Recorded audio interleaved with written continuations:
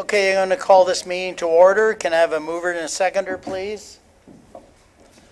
Hannah and McConkey. That the regular meeting of the Council of the Township of Springwater of June 6, 2018 come to order at 6:30 p.m. All those in favor? Carried.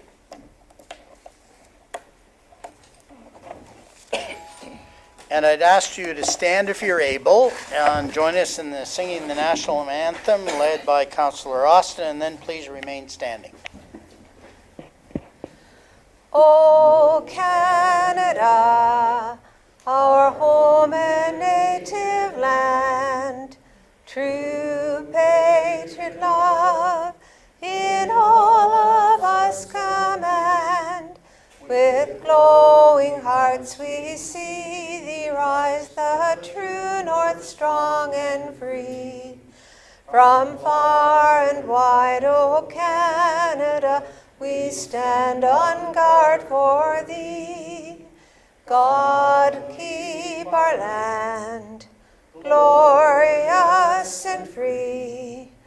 O Canada, we stand on guard for thee. O Canada, we stand on guard for thee. Please remain standing for a moment of private reflection or private prayer.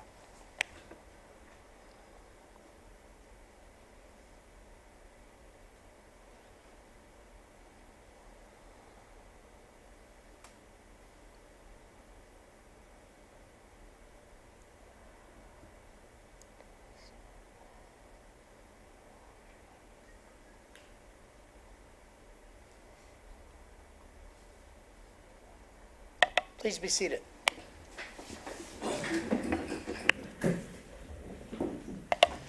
And I'll turn to council, and is there any disclosure of pecuniary interest in any of the matters on tonight's agenda? Okay, well, I do have a declaration on 10.8, Appendix A. If there's any discussion on the compliance audit legal fees, I'll excuse myself. As everyone knows, I am the subject of the process. So we'll note that. And first up, we have a deputation from Mr. Mullen of Ainley Group, bring us up to date on the ESR, and it'll be a bit of a lengthy session, I think, but let's obviously listen attentively so we can maybe pose some questions to Mr. Mullen by council. Thank you, Your Worship, members of council, ladies and gentlemen in the public. Yes, I am here this evening to give you a little overview and update on the Class EA process, and just go through a number of items that are current and or where we are in the process as we move forward. So literally the first slide here, I'm just going to give you a quick little overview of my presentation this evening. I'm going to give you an extremely brief overview of the Midhurst Secondary Plan. Then I'll talk a little bit about the Class EA process and how we've gotten to here, when it started, key milestones throughout that process to get here tonight. Then give you an overview, very high level overview of the preferred solutions for water, wastewater and transportation associated with the Class EA for Midhurst. And then the fourth and key item here this evening is then to give you an overview of the MOECC review that we've recently received on the draft ESR that was previously submitted to them, and how those comments have been addressed. And then an overview of the next steps, and then obviously the question and answer period. So that's sort of a highlight overview of what I'm proposing here tonight. And I have a number of slides, a few slides on the first items, but the majority of it is in the middle of the presentation there. So without further ado, I will move along. And so the first item is just a very high level overview of the Midhurst Secondary Plan. As you all, I'm sure, are very well aware. 2012, the Minister of Municipal Affairs withdrew its appeal to the Midhurst Secondary Plan. As a result of that withdrawal, 300 hectares of the total 756 were redesignated for urban within the official plan, or OPA 38, and therefore cleared for development. The 300 hectares, or Phase 1 as it's now being referred to, equates to approximately 5,000 residential units. The remaining 456 hectares of development lands remain, and all the related policies remain in front of the Ontario Municipal Board, and are obviously therefore in that position of not proceeding forward at this point in time, and until some point in the distant future when that would be reevaluated again. The other key point I just wanted to touch on is that the Midhurst Secondary Plan, or the Phase 1 and 2 master plan associated with the project, was completed for water, wastewater and transportation, was completed in 2009. So the background, so the next few slides is going to touch a little bit about the background on the Class EA process of how we've gotten to here. So it initiated in 2013, and one of the first things we did in the Phase 3 and Phase 4 process was to hold an open house at the township offices here. The purpose of that open house was to refresh residents and the parties of the findings of the previously approved 1 and 2 project, which was in 2009, so there had been a little gap associated with that, and also to provide an overview of the studies and investigations that would be completed on the forthcoming Class EA process. At the initiation of that Phase 3 and 4 process in 2013, Council recognized and staff recognized the importance of public consultation associated with the Class EA. Obviously, there are legislated requirements associated with the Class EA of what that must do with regard to public notices, but the township felt, and rightly so I believe in this case, that those sort of legislated requirements were very lacking, and so the municipality and the township, and through you and your staff, identified a number of key items to encourage public consultation as we went through the Class EA process. The first and foremost of those items was obviously having members of council on the technical steering committee. So that's the steering committee that directs the day-to-day items associated with the Class EA, and so a number of council members or you are on that committee. The next item was that the formation of a resident liaison group with regard to throughout the process. And so this is an unusual one, or I've only ever seen it in one other large class environmental assessment, in fact, sorry, 2 other ones, whereby you invited members of the public, and again, rightly so, members of the public to sit on a committee that would be input information and also get information back out from the Class EA as it proceeded through the now multiple years of the Class EA process. So that has been, I believe, been a very helpful process both to us as the technical team, and I hope to the community to get information back out. Another key component that we have done throughout this Phase 3 and Phase 4 is that we've identified 3 open houses, with the third and final one still to come, whereby again we were to provide input and information to the public and to gather comments, etc., back from the public on the processes as we go through to it. The standard legislative, for example, Phase 3 and Phase 4 process requires for 1 open house. So you've provided 3, or will be providing 3. We have also provided regular council updates, where this was again mandated by yourselves and staff to open council on the status of the Class EA, such as tonight, again, another venue and another opportunity for members of the public and interested parties to gather information, and also obviously for council as a whole to gather information and provide input. Again, I believe has been very helpful. Another key item that has been was initiated at the initiation of this process was ensuring that all documents as they are prepared, even in draft form, that as they are prepared, that they are posted on the municipality's website to allow adequate time for members of the public to either to digest those documents and ultimately to provide comment back to the team. There again, that is not a common process throughout the Class EA legislative requirements. Usually you wait till they have open houses, all documents are made available at that time. In this process, you, and rightly so, have again made all the documents available to the public, which has been, I believe, very helpful to us and hopefully very helpful to the public. You've also circulated all notices via email, regular mail, Twitter, Facebook, all social media, which again is more common, but again is not a legislated requirement. But that again helps to ensure that members of the public have been well informed about the process over the last literally now 4 pushing 5 years. Moving forward then in the process, in August 2016, subsequent to one of my regular updates to council, we had all the water, wastewater and transportation background documents posted on the township's website. And if you recall, at that point in time, those were the documents, are basically the documents that form the backbone of our current ESR, and they were made available approximately 2 months in advance of the PIC that was in October of 2016, again to allow adequate time for review and comment. Moving forward then, obviously the PIC was in October of 2016. A little bit of a refresher here. There was approximately 160 attendees. We had approximately 67, or we had 67 comments via emails, letters, etc.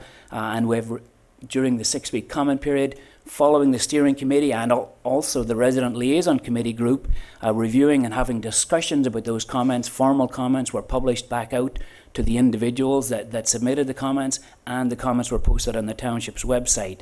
And moving forward then to February 2017, Ainley provided a council update again on a status update of where we are on the Class EA, and particularly on the comments that were received and the draft responses that we were proposing to send out to the individuals.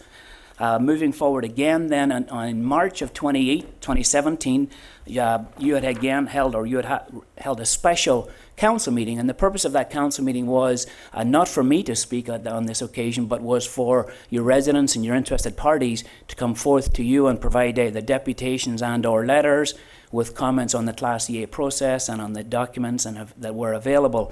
That particular evening, you received 6 deputations, and if I recall, approximately 5 written submissions. Those deputations and submissions were subsequently forwarded on to Ainley, and we have then addressed those and provided responses within the draft environmental the environmental study report. Moving forward again then, in April 25th, 2017, on the authority of council, we submitted the draft ESR to the MOECC for their peer review. And concurrent with that, council or township, on behalf of by the mayor, was sent a letter to MOECC requesting special attention and special review with relating to the water and wastewater and transportation components within the ESR to ensure that the township matters were being addressed adequately. So that sort of is a little bit of a history of where we are on the process, or how we've gotten to here tonight. So the next few slides I'm going to talk a little bit about of a very high-level overview of what is involved in the Midhurst Secondary Plan. Right now, this is basically the initial plan that shows the 6 draft plans that are approved. There is one other parcel of property that now has special attention that's not in this map, but it is in all the other maps. And this basically shows the phasing and scheduling that's associated with the Midhurst Secondary Plan, the Phase 1 lands being the 300 hectares. The next table is basically a table that you've seen a number of occasions previously that identifies, particularly in the Phase 1 area, the various stages within each of these developments and the number of units. And so as you can see in Phase 1 total is approximately 5,000 residential units, and then ultimately the Phase 2 lands that are still in front of the OMB and excluding the special rule that was recently granted by the county for a small development lands. The rest of these would be remaining in Phase 2. So now getting to a little bit of the preferred solutions and into the whole purpose of this evening. So I'm just going to give you again a very high level overview of the solutions that we've identified within the draft environmental study report. So from a water perspective, we've identified the development of 2 independent water systems servicing Neighbourhood 1, and Neighbourhood 1 is basically the Carson Road lands in the west, and then servicing Neighbourhoods 2 and 3, which are the Duran Road lands north-south, and then further out in the east. With the total infrastructure for water is basically identified here. So there will be 8 municipal production wells for the ultimate, with 3 of those being redundancy wells to provide backup in each of the locations where a well field is. There will be a water treatment facility located in Duran Road North development east of Gill and south of Craig. There will be a water treatment facility located within the development lands north of Snow Valley Road and east of Wilson Drive, i.e. the old former gravel pit land. And then in-ground reservoirs will be associated with each of the the water treatment facilities adjacent to them to provide fighting capabilities for the development lands around there. And one of the other key features that we've built into the water system is providing a connection to the existing system in Midhurst. So there's an existing water system that obviously services your existing community. There will be pressure regulating valves on either side, so both from the Carson Road and from the Duran Road area, that will provide augmented emergency capabilities. So should there be a large fire in your existing area, your system today is very limited in the firefighting capabilities. With the connection of these 2 systems on the east and on the west, you will have additional capabilities under emergency conditions for firefighting from the benefit. So there is a benefit to existing, or a small benefit to existing. The next figure basically shows that, and you've seen this on a number of occasions before too. Excuse me. So this figure basically shows what I've sort of described in person. So we've got the Carson Road or the Neighbourhood 1 lands and the water treatment facility. We will in here with 3 wells at that location, 2 main wells and a redundancy well. There will be reservoirs there in the trunk mains servicing this area. In the Duran Road or up in the area, there will be a water treatment facility in this area with 2 main wells here and a redundancy well there. And then ultimately for the future phase 2 lands, there will be additional wells south and in this area down here, should those lands, when they come on board in the distant future. That sort of provides an overview of the water. So from the similar perspective on the wastewater, what the preferred solution is. So first of all, on the wastewater treatment plant itself, there's 2 main components that I've talked about in the past within a modern day wastewater treatment plant. One is the liquid treatment train process, and the other is the biological treatment train process, or biosolids basically. So from the liquid treatment train process, we're proposing screening and degrading at the headwork of the plant, and that's pretty standard. We've got a BNR which provides secondary and primary treatment as the flows come into the plant, again quite standard. We're proposing then a membrane filtration system which provides the tertiary treatment. And this is, although becoming more common in wastewater treatment plants, it is obviously the latest and greatest technology which will help to provide the extremely low levels of phosphorus that we are proposing for the facility. This has been installed in a number of plants. We have completed extensive pilot testing of this technology in the town of Innisfil a number of years ago and got extremely great results from that technology. So we are quite happy with proposing that in this system. And then finally in the tertiary there will be a UV, after the tertiary there will be UV disinfection before there's discharging to the pumping to the discharge point. The biosolids treatment train is basically a biological stabilized liquid sludge process for beneficial reuse, and again is an ATAD system, and that is quite complex, but again quite common in this day and age in the industry, and that will provide dealing with the biosolids such that they can then be treated and hauled off site either ultimately for reuse and or for land application. The preferred solution from a larger wastewater perspective is obviously that what I was just speaking about is the treatment process itself. We're going to have obviously one treatment plant that will be located in the Snow Valley lands or on that former gravel pit lands on the north side of Snow Valley. The treatment plant will be modular such that it can be expanded to accommodate development as it progresses over the coming 15 to 25 years. And also then it would also be modular to allow connection of the existing Midhurst area should you or should the council of the day decide that is necessary. So that has been built into the system, but as you have stipulated a number of occasions, that is not something you're proceeding with at this time, but you do have that capability in the future, which we felt was beneficial to the municipality. The force main from the Duran Road lands will come down Gill Road, Duran Road, Finlay Mill Road and across Snow Valley Road to discharge the wastewater from the Duran Road lands into that treatment plant. And then the sewage pump stations will be required in a few locations throughout the development areas and as that development proceeds. And the other benefit that we've included with the pump stations and particularly the force mains from those pump stations is what's referred to as manifolded force mains, such that as the development areas grow and even ultimately your existing area connects, you will be able to connect into those pipes with a manifolded force main such that you don't have to run new pipes all the way to the treatment plant. And then finally the effluent will be discharged out to Willow Creek at Highway 26 via a pipe along Wilson Drive and Highway 26. The next basically is a slide that shows a pictorial of that. So basically we've got the wastewater treatment plant just on the north side of Snow Valley Road, and with the force mains from the Duran Road area coming down and across through the existing community. And that is a pressure pipe that would protect the area and then take the wastewater to the facility. The effluent then, after fully treatment, goes out and goes up Wilson Drive and along 26 and discharging into Willow Creek at Highway 26. That's sort of the next item then is I wanted to give you a high-level overview of the transportation components that have been identified within the ESR. So first of all, what we started with was the phasing table that I talked about earlier on in my presentation here, and we looked at developing as each of those little areas or each of those areas come on board from year zero to year ultimate. improvements that would obviously be required. So we've identified, and we've seen this map before here too, but to give you a refresher, this map identifies, so for example, in addition to, this is the Carson Road area of the lands that would be identified as Phase 1, Stage 1 and Stage 2. As that's developed, so it's in blue, so any road in blue, so there's some improvements necessary here and an improvement on Carson Road. There also, similarly up on the Alliance lands, as that Stage 1, Phase 1, or Phase 1, Stage 1 comes on board right in here, there will be improvements required associated with that. Obviously, this blue line all the way through the community is because we have to construct a force main through the community. So what is proposed is that in conjunction with doing that, that the Finlay Mill roads, et cetera, would be upgraded to the ultimate condition at that point in time to ensure that we're not going in there multiple times over the life of the project. So that'll be some immediate benefit to existing areas and to those development areas.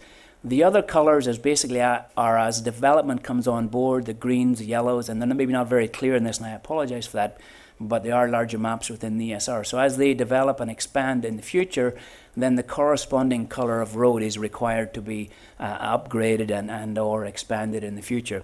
One of the key components that came out of the PIC number 3 in the fall of 2016 was the discussion, and we've had a lot of discussion at this table, but also from the members of the public, was relating to Craig Road. And as you can see, Craig Road has been identified as being punched through all the way through, out through to County Road 27 in conjunction with Phase 1 developments in that area. This, and we've had some, obviously initially from a transportation perspective, it was proposed in 2 stages, but we did get a number of comments from the public, so there's a highlight of a typical change that has been made, whereby we're now proposing that be identified in Phase 1 in conjunction with the Stage 1 of development in that area. So that sort of concludes the transportation improvements that or gives a high-level overview of the transportation improvements that would be necessary. Moving on in my presentation now, I wanted to get into talking about a number of slides here about the MOECC comments that have been received on the draft ESR that was submitted in April of 2017. We did receive comments, as we're all aware, on April 30th, 2018, so almost a year to the day. Those comments were received on the draft ESR, and before I get into the specifics of those comments, I wanted to give you a little bit of a highlight or an insight into the requirement of getting comments and what happens with that.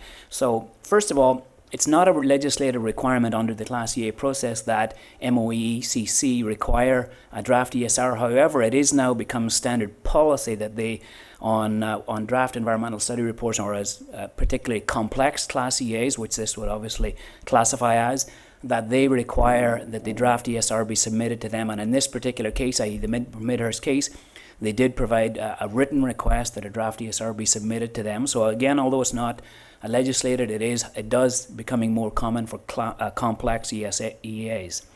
We've been involved in a number of complex EAs over the last number of years where a draft ESR has had to have been submitted to the MOE for their review prior to going public, similar to what we've done here.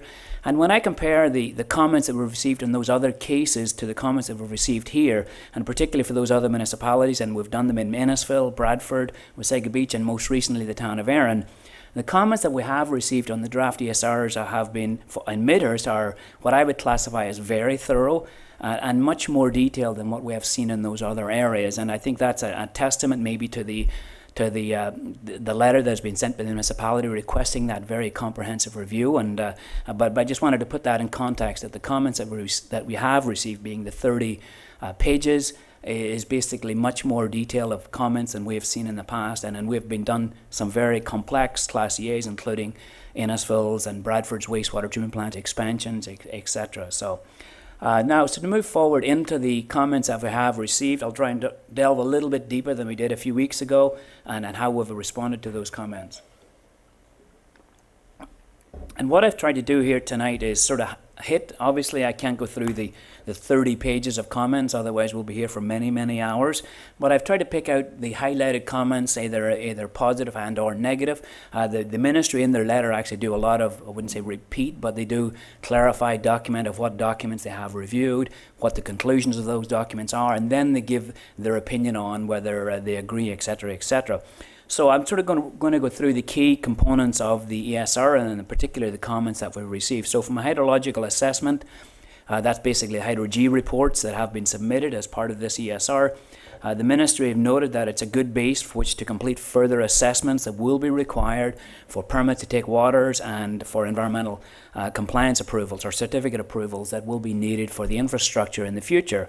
And as I spoke to you a number of weeks ago, that is a standard type process whereby the Ministry will require ECAs and permit to take waters for infrastructure in the future, and that's quite standard.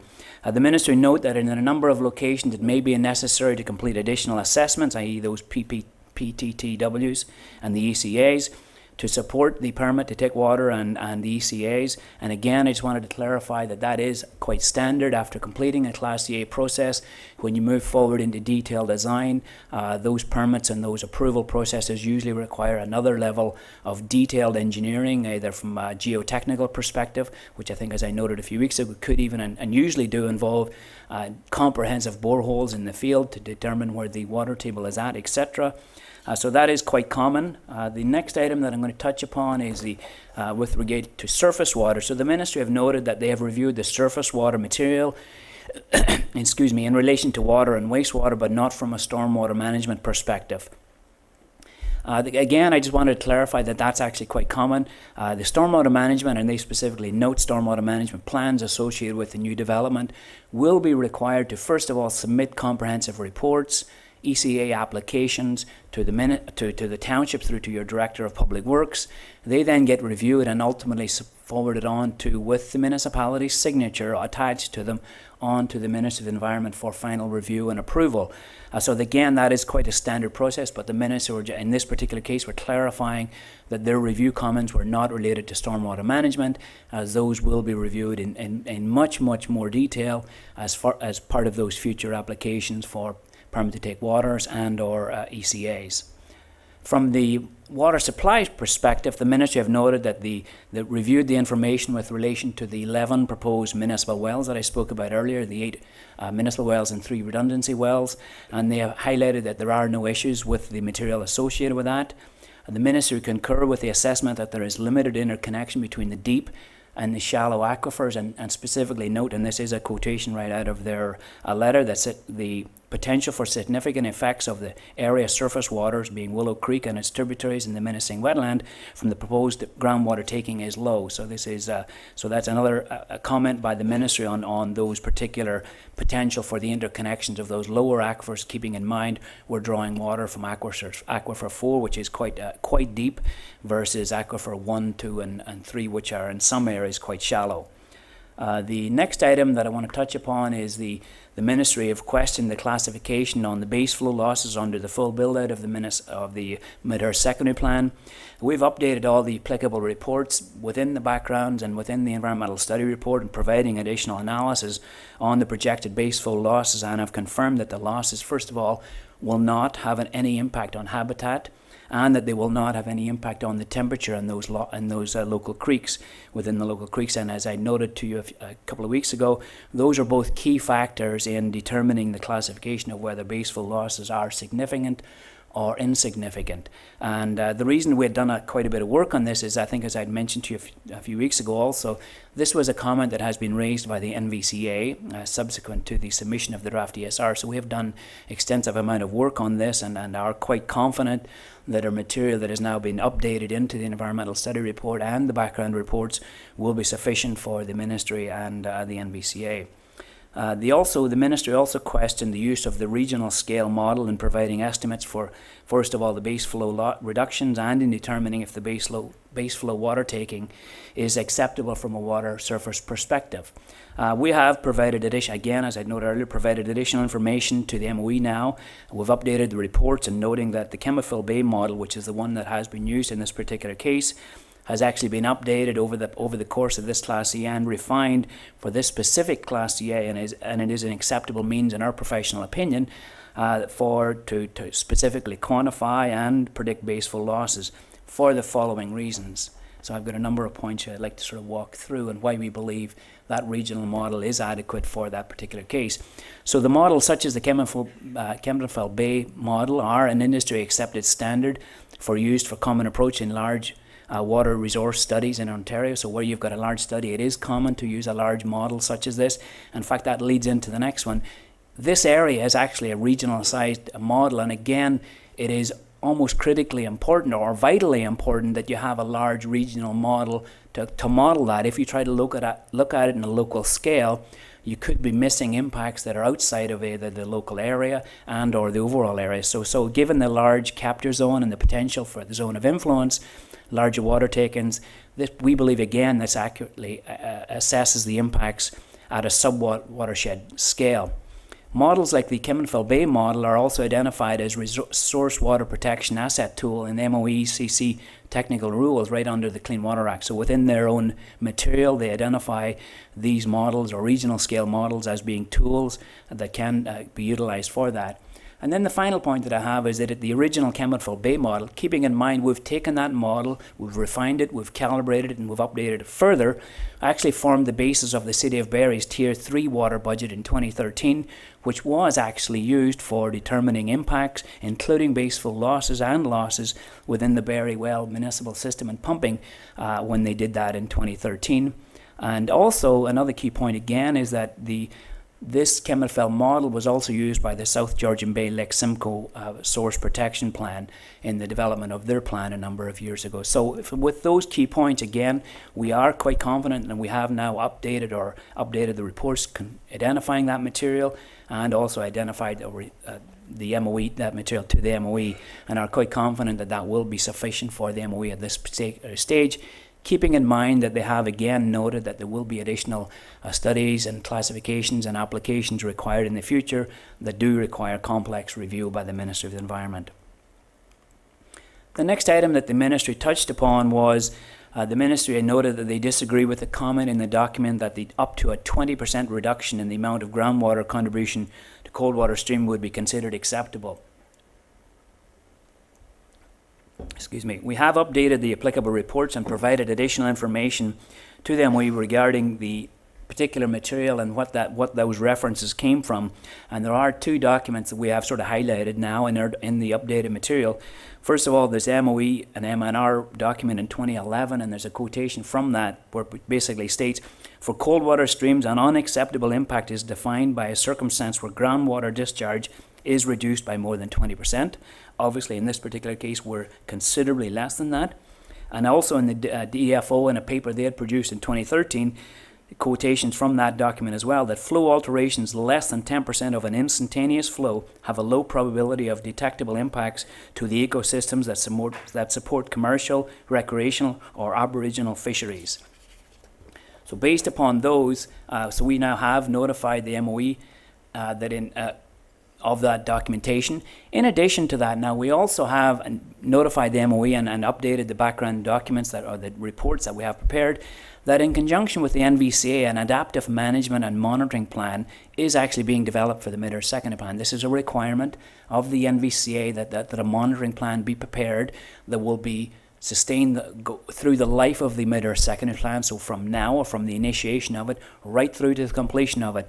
That adaptive management plan has been built upon extensive monitoring program which started in 2014 and it has been ongoing. Sampling of that particular model includes collection and interpretation of water quality, flows, benthic invertebrates, fisheries at 16 sample locations to identify any change in the surface water from the proposed methods of surface water management, from the wastewater discharge, and or from the groundwater drawdown due to municipal well pumping. So this is also something that if we go through the Ministry's letter, they talk about will there be a need for monitoring, and we've now updated the reports and have advised them that in fact we are proposing an adaptive management plan. So that, and the adaptive part of it is that as the plan develops and through the life of the project, if potentially there are impacts, then obviously corrective measures would have to be taken and could include anything with relation to either discharges, water takings, etc. But that is a requirement, so I just want to reiterate, that is a requirement of the NVCA that this plan be prepared, an adaptive management plan, current requirement, and that is something that is being proposed ultimately for the Mid-Earth Secondary Plan. So therefore, in conclusion, with relation to the base flow losses, both the comment of 10% being insignificant and or 20% being being misclassifications. We are confident that with the creation of the Adaptive Management Plan, plus the additional information and documentation that we've provided, will satisfy the MOECC at the Class EA stage. And the key point here is that information, particularly that Adaptive Management Plan, will be a key tool and helpful tool for all parties moving forward, and particularly the NVCA, the MOE and part of their review, and obviously the township being involved in all of those. So moving forward in those permit to take waters and or ECA applications in the future. So moving on through the comments from MOE, so moving into wastewater. So there's a number of points here from the ministry, and the first one is that they confirm that the 7Q20 flow value of 430 litres per second for Willow Creek is being used is adequate. There had been, in previous reports from the ministry, they had been looking for some further clarification with relation to that number, but they have now confirmed that number is acceptable. The ministry have also provided a number of comments on the proposed wastewater effluent criteria, targets particularly in relation to total suspended solids, E. coli, TAN, and the by BOD or dissolved oxygen.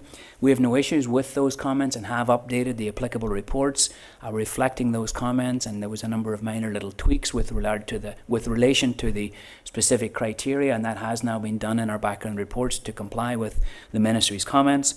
The ministry have also provided comments on the proposed, and this is a key one that we spoke about a few weeks ago, on the proposed phosphorus targets, and confirmed that, first of all, they have no objections to the limits being proposed. So those are low phosphorus limits that are being proposed in the effluent.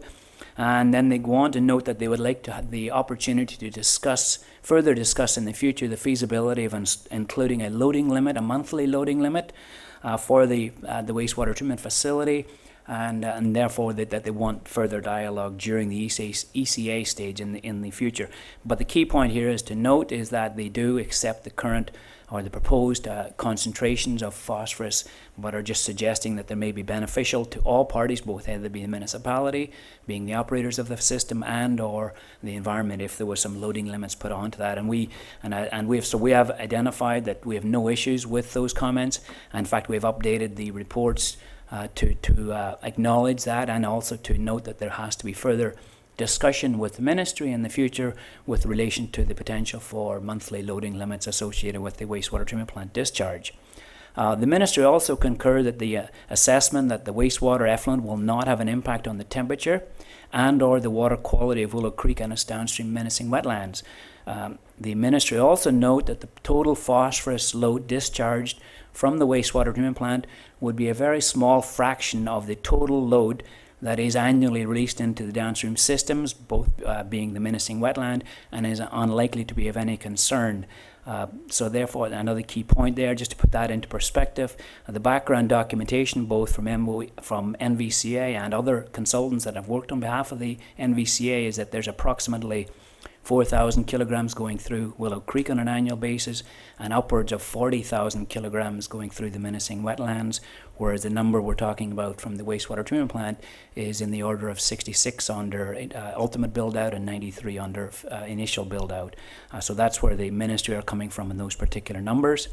And as such, now, the key point here also that as such, the ministry are noting or have noted that it will not be necessary from their perspective to include a phosphorus offsetting requirements as part of the MOECC ECA requirements. So in that particular case, and I think I quoted the previous one on my previous discussion, the town of New Tecumseh, and as part of their Tottenham wastewater treatment plant expansion previously within the last 5 years, they had a requirement to, as part of that ECA permit, the MOE stipulated that they must develop a phosphorus offsetting program. So those terms and conditions were built into the ECA approval in that particular case, i.e. the MOE was driving it. In this particular case, the ministry are concluding that they do not foresee that need, and therefore it would not be part of the ECA. Our response to that is that we have updated the applicable reports acknowledging the net zero increase keeping in mind that this is a requirement of the NVCA, and we have continuing that. Obviously, we are not going to change that. That's a minutes of settlement requirement. It's a draft plan condition requirement. And so the document has now been updated, the ESR document, to conclude that that net zero is still a requirement, but that the discussions will have to be with the NVCA and or the township in the future with regard to the implementation of that program. Previously, the document had talked about having discussions and having requirements stipulated by MOE with relation to that net zero increase. So now the documents have been revised to still stipulate the requirement to ensure that there is a net zero increase, and that will now have to be further discussed with the NVCA and obviously the township in conjunction with those discussions. The other item then that we have touched upon is air quality, and this is in relation to air quality in relation to both the water facilities, the wastewater facilities, and even touching upon the transportation movements throughout the new and expanded roads. So they've identified a number of key comments. I believe, if memory serves right, there's approximately 13 of them. Comments with relation to the modelling and background work that has been done. We have absolutely no comment or no issues with any of the comments provided, and all of the background reports, particularly the air quality modelling reports, have been updated in respect to comply with those comments from the MOECC, and therefore should be satisfactory to the MOE. The next area last area now that the MOECC commented on was transportation, and one of the areas they noted on was that it may be, although they acknowledge that it may be too early in the process to develop detailed drainage and stormwater management plans for the proposed roadworks, that the EA should clearly stipulate what kind of swim facilities, stormwater management facilities, should be applied to the new and expanded roads and what the criteria should be used. We have no issues with those comments. In fact, have now updated the applicable reports to include details on the specifics of the types of LID features that could be integrated into those future road improvements to reduce the phosphorus impact to the new and expanded roads, such that to ensure that we're complying with that ultimate goal of that net zero increase. So that we have now built those features and those comments and details into the transportation sections of the report. And so in closing comments, the MOE, as I had noted previously, those comments, in our opinion, were very supportive of the draft ESR, and the environmental study report now has been updated, and all of the associated background reports have been updated to address the comments and make the appropriate adjustments, changes, clarifications, new information, additional information as required has been built into those documents based upon the comments obviously received from the MOECC. The next few slides I have will basically touches upon the next steps. First of all, the publication of the notice of completion of the environmental study report in the local newspapers and on the township's website, which notifies public and interested parties that the 30-day public review period would start on June 19th. I just wanted to note here that notice has gone in the first week of papers and will be in this week of papers as well, and is currently on your township website. The next step also will be hosting steering committee meetings on next week for both the steering committee, and then subsequent to that we'll be having a resident liaison committee meeting, and those are on June 12th and are scheduled already for all parties to attend. There is a public open house on June 18th at the Snow Valley Resort, so similar, that's the same location as we had the fall PIC at in 2016. And the purpose of this open house is to provide an overview of the environmental study report. There would be two formats similar to our last project, whereby there would be an informal part where interested parties could come in and look at material, ask questions one-on-one with our technical team. All of our technical team members will be there, and they could ask comments and ask questions. There will then be a formal presentation part by myself, similar to what we had previously, whereby we'll be giving a high-level overview of the ESR. The purpose of this, and at your request, and obviously quite beneficial, is to help individuals understand a lot of the background material and not a lot of the material that is in the environmental study report. Then following that on the June 19th, so the day after that public open house, would be the initiation of the formal 30-day review process. The ESR document would be posted on the municipality's website. Hard copies would be made available here in your township office for those individuals that do not have access to the internet or do not choose to have access through the size of the documents. and that would initiate the beginning of the 30-day review period, as we spoke about previously. During that formal 30-day review period, if concerns are raised by interested parties that cannot be resolved, they have the opportunity to request what's referred to as a Part 2 order of the Minister. If no Part 2 orders are received during that 30 days, then the Class EA process would be complete on July 19th. We would then basically prepare a small memorandum and submit that to the Ministry, and the process would be complete at that point in time. If a Part 2 order is received during the 30-day review process, the Ministry of the Environment take control of the process. They will then conduct a review of first of all, the concerns that have been identified in the Part 2 order.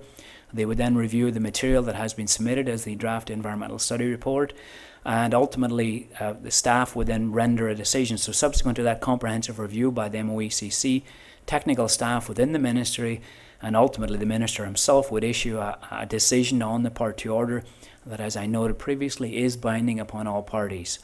That notice would be sent back out to the individuals that submitted the Part 2 order and also to the municipality. So it would be a dual notice letter. So, Your Worship, that basically concludes my presentation this evening, and obviously open it up to questions, which I'm sure there are lots.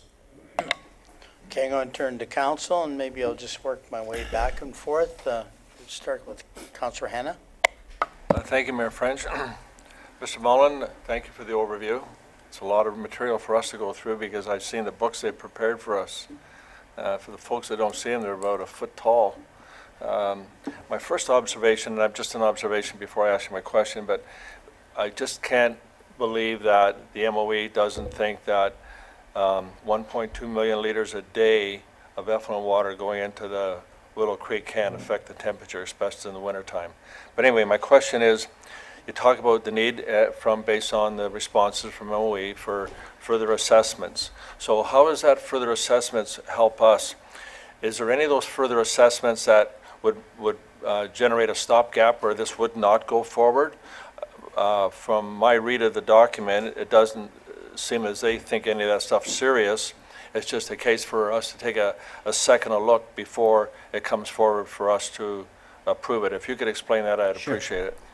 Your Worship, through to Councillor Hanna. So basically, in those future processes, and I'll try and walk you through what will happen. So let's say a particular developer wants to move forward with a segment of the development, and they will need, I think as I mentioned, permit to take waters and ECA applications.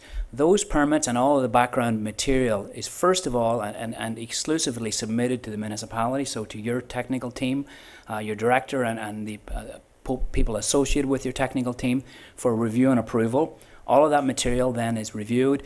When that material is in a satisfactory condition that your technical team, and I assume that includes your engineers, whoever they may be at that particular time, are satisfied, the municipality then are required to sign the permit to take water application and or the ECA application before it goes to the ministry. So there is actually a process there whereby that if the municipality are not happy, if the NVCA are not happy, which is obviously an extension of yourselves, that application forms do not have to be signed, and if they are not signed, then the individual or the proponent cannot receive an ECA application and cannot receive a permit to take water, and without those, they cannot construct the infrastructure.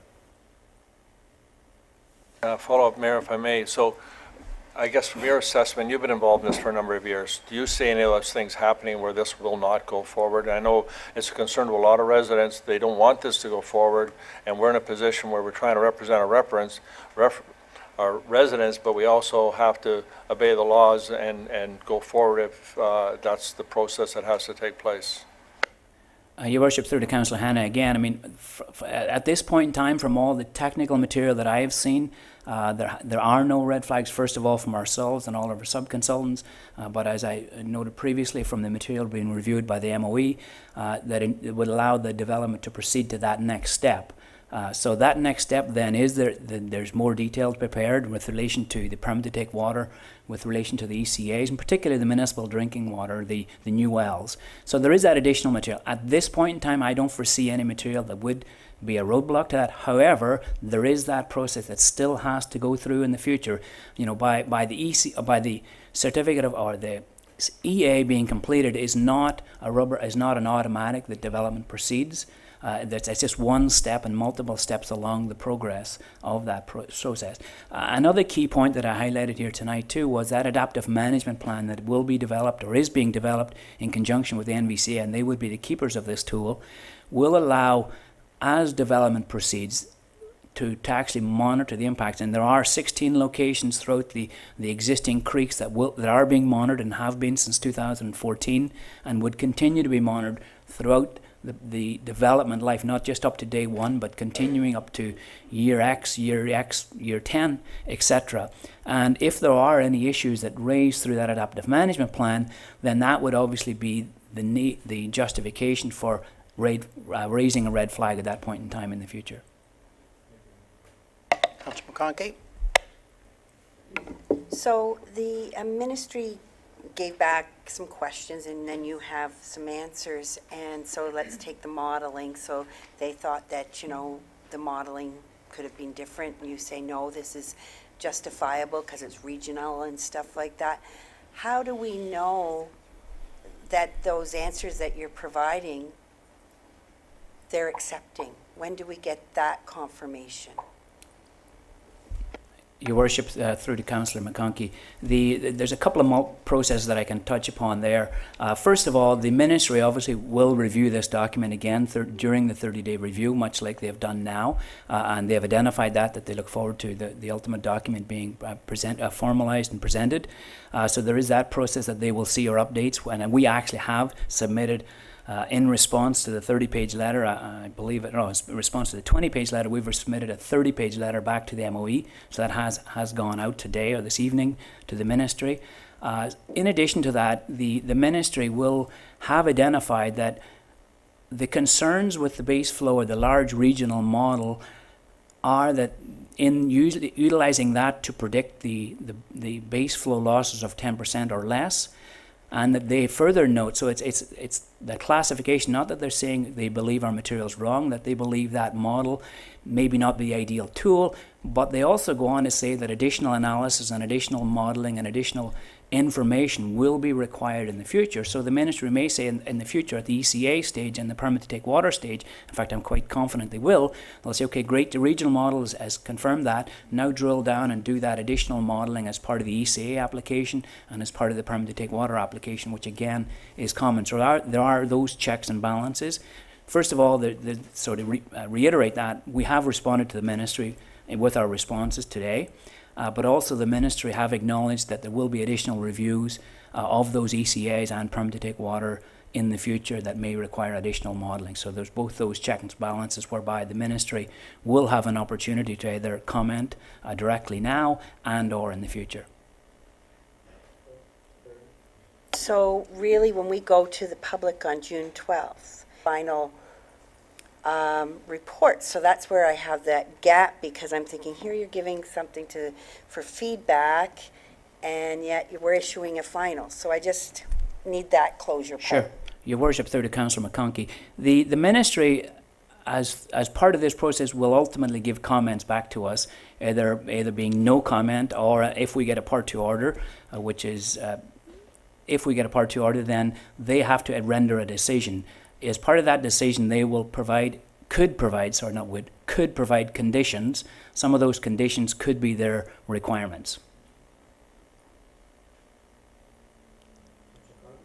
Thank you, Mayor French. As a follow-up to Councillor McConkey, how does a 30-day period begin before we and public receives MOECC's comments on the satisfaction of the first draft? Your Worship, through to Councillor McConkey, the process, the stipulated legislative MOECC or Class EA process, is that the proponents prepare the material. In extreme cases or complex cases, as I referred to earlier, the MOECC asks for a draft of it. In the 90% of the cases, the MOECC do not get a draft, and they have an opportunity to review the material during the 30-day review period. So in this particular case, they've asked for that extra step. They've obviously gotten that extra step. And so that's, but the legislative process does not require MOECC sign off before you go to the 30-day review process. It does not. Just, and again, as a follow-up to that, so we've submitted comment or back to the MOECC. They get that information and they decide, no, that's still not good enough.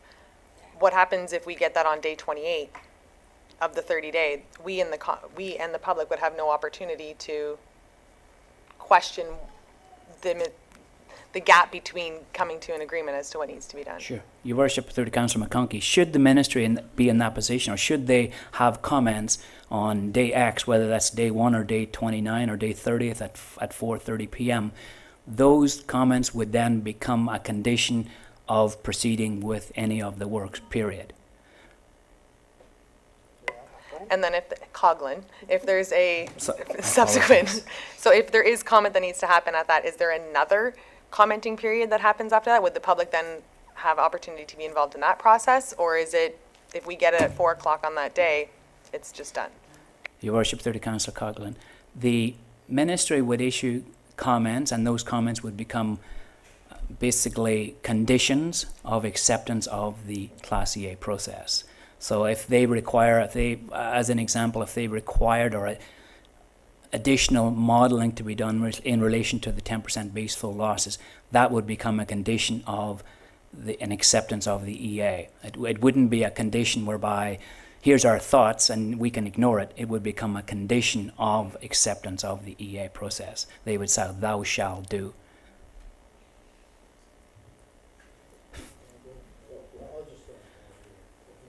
Thank you. Through you, Mayor French. On the PTTW, permission to take water, and the ECAs, can the township hire the consultants to do the required testing studies and report writing at this stage? Can the township require peer reviews at this point? Is there a time limit to accomplish these? And please confirm there must be township staff and council off on these updated reports and before acceptance and forwarding onto the MOECC. Sure, Your Worship, through to Deputy Mayor Allen. I'll try and touch upon all your questions there, and very good questions. The permit to take waters and the ECA applications, first of all, could you retain consultants to do them on your behalf? Absolutely. So for example, if there is a development X or development Y that's going to proceed, as opposed to the proponents, the developers' consultants doing that work, you could say, no, we want our consultants or your whoever to do that work. So that is an option, and that would obviously be negotiated at that point in time. That's more uncommon. What is very common is that the municipality hire consultants to conduct peer reviews of that, and usually specialists. We are not hydrogeologists, so although we provide comments on that kind of material, we have gone out in the past for other municipalities and hired a sub-consultant, hydrology consultant, to provide peer review comments on those applications that are being submitted. And we've done that in Innisfil, we've done that in Wasaga Beach, and other areas, whereby we through the municipality, as an extension of the municipality, hire those peer review consultants to provide you that confidence in that material before it's submitted to MOECC. And yes, I can confirm that the applications for either a permit to take water and or an ECA application require the director of the municipality, either an official of the municipality, to sign off, and it's usually your director of public works, or on some occasions your CEO, who signs off on those forms. So that is a requirement. So hopefully I've touched upon, I think, your three questions. Just follow up, in the time frame, it can take as long as it takes to get it done? Your Worship, through to Deputy Mayor Allen, yes. Usually permit to take waters and or ECAs are sort of as prepared and submitted as required. In other words, if we know lands are going to be developed in 5 years' time, obviously you wouldn't do the necessary material in advance, or usually you wouldn't, usually you don't. So it's usually on an as-required basis. So you would look, and I think maybe pick an example, if we were going to reconstruct St. Vincent Street, or you were going to reconstruct St. Vincent Street, which is one of the streets here, we would look at, or you would look at, the hydrological impacts there, and are there permit to take waters needed, and doing the necessary studies, etc., etc. That would usually be done in advance, obviously, of any construction. So that timing would be done at that point in time. With regard to the process, I mean, the ministry are trying to expedite the process, but those processes are usually, and have been in the past, quite onerous. Either can take many months for the material to be prepared, and even a number of months, and many months in some extreme cases, for those permits and applications to be actually issued by the ministry. And if there's disagreement from previous findings or previous consultants' reports at that stage, so there's a factual or interpretive difference as a result of the study and the statistics at that point, what is the resolution process? Do things grind to a halt, and then what is the resolution process? Let's say it's Your Worship, through to Deputy Mayor Allen. If that in that scenario a portion of development and or an existing road was going to be reconstructed, any one of those options, and there was applications again following through in the process I've highlighted, that the documents and reports, hydro-G reports, hydrological reports, geotechnical reports, have been prepared and submitted. You've now either retained peer review, and those peer review comments, consultants disagree with the proponents. And I've been involved in this case in the past, a number of years ago in another municipality. Basically, the process stalled, and it becomes a condition of development. And I believe, and I'm no planner, but you might look to your CEO and or your legal team of what those requirements from the municipality and how they can move forward. But from an engineering and from my perspective, if I wasn't happy with something and I wasn't prepared to recommend either your director or your CEO sign an application, then I wouldn't be prepared, and I would have in the past vocalized that in writing to the municipality. And that process then, I don't believe the developer has any other avenues they can't bypass the municipality in getting those applications. But again, I would leave it to maybe to your CEO and legal team of what the ramifications of that would be. But from an engineering perspective, it is a requirement to get, in those kind of cases, your circumstances, your engineers, your peer review engineers on board, and if not, then the process stalls, in my opinion. Oh, no, we'll take the next one. Thank you, Mayor French. In the AMMP, the Adaptive Management and Monitoring Plan, what is the process for these? Again, the frequency, the costs, the responsibility, who does them, who do the reports go to, who makes the final determination of conformance, what recourse if the findings are offside, and who and how is this ensured to be done correctly and completely? Sure, Your Worship, through Deputy Mayor Allen. First, excuse me. First of all, the Adaptive Management Plan is a requirement for the MVCA, so it's I wouldn't say they're the keeper of it, but it is ultimately their tool. They have the baseline sampling or the background sampling that has already started in 2014. They actually had input into the locations of that data. That data is currently being collected by the proponents, consultants, HESL, so Hutchison Environmental, who are recognized experts in the area. So they are gathering that data, but the locations of gathering data and the type of data and the frequency of that data was reviewed and discussed with the NVCA at the inception of that, for the goal of ultimately preparing this adaptive management plan. The tool of preparing that will be a combination of both the developers consultants, our office on your behalf, and the NVCA as part of that process, us through you as part of your township engineers in that process. So it'd be a combination of developing that tool. Should there be differences of opinion in the future, again, the NVCA, as you move through development, are obviously at a planning perspective, have sign-off authority and sign-off requirement. And should they not be happy with a particular mode or proposed development, and that the adaptive management plan is showing that there are issues and or concerns, they could not sign off on future development applications. And that's the whole purpose of this, is to continually monitor such as developments. And as we know, this is going to be a multi-stage over multi years. So as that develops, that the adaptive management plan would be utilized to monitor, and then ultimately for the NVCA to say, yes, you're okay to go to the next step, yes, you're okay to go to the next step. Follow on, if I may. So similar to my question, the previous one, if the township wanted to have its own consultants do this AMMP process and report the results to the developers, report the results through staff after they'd reviewed it to the NVCA, and basically have a sign off of of the township and its consultants before it went to the MVCA. Would that be workable? Your Worship, through the Deputy Mayor Allen, absolutely. In fact, that almost is the way it is working right now. The developers consultant, being Hutchison Environmental, are gathering the data. Our office and our stormwater management engineers, in conjunction with the NVCA and the team there, are the ones that will be developing the model. But absolutely, should you wish to take full control of it, including that gathering of data, that is an option that you have available. Councillor Ritchie. Thank you, Joel, and thank you for the presentation. The monitoring of the water temperatures in the different locations, who does it and who pays for that? Your Worship, through to Councillor Ritchie, that monitoring that has been ongoing has been completed by the developers. That's the monitoring in those 16 locations that I've spoken about since 2014 has been collected to date by the developer, and it is currently proposed to continue with that, so obviously they're paying for that. With relation to the wastewater treatment plant, as you move forward, ultimately after its initiation and on development, there would obviously be extensive monitoring of that discharge, etc., by your operating authority. In this particular case, should that be the Ontario Clean Water Agency, there would be requirements that they would do that, and that becomes part of your ECA application or conditions, no different than you have in Elmvale and or in Snow Valley. You've got some requirements, so they would do that on your behalf in those particular locations. This 16 monitoring locations that I've spoken about earlier for the adaptive management plan is being completed by the developers consultant and is currently proposed to continue in that fashion, with the data then being submitted to the NVCA and to our office.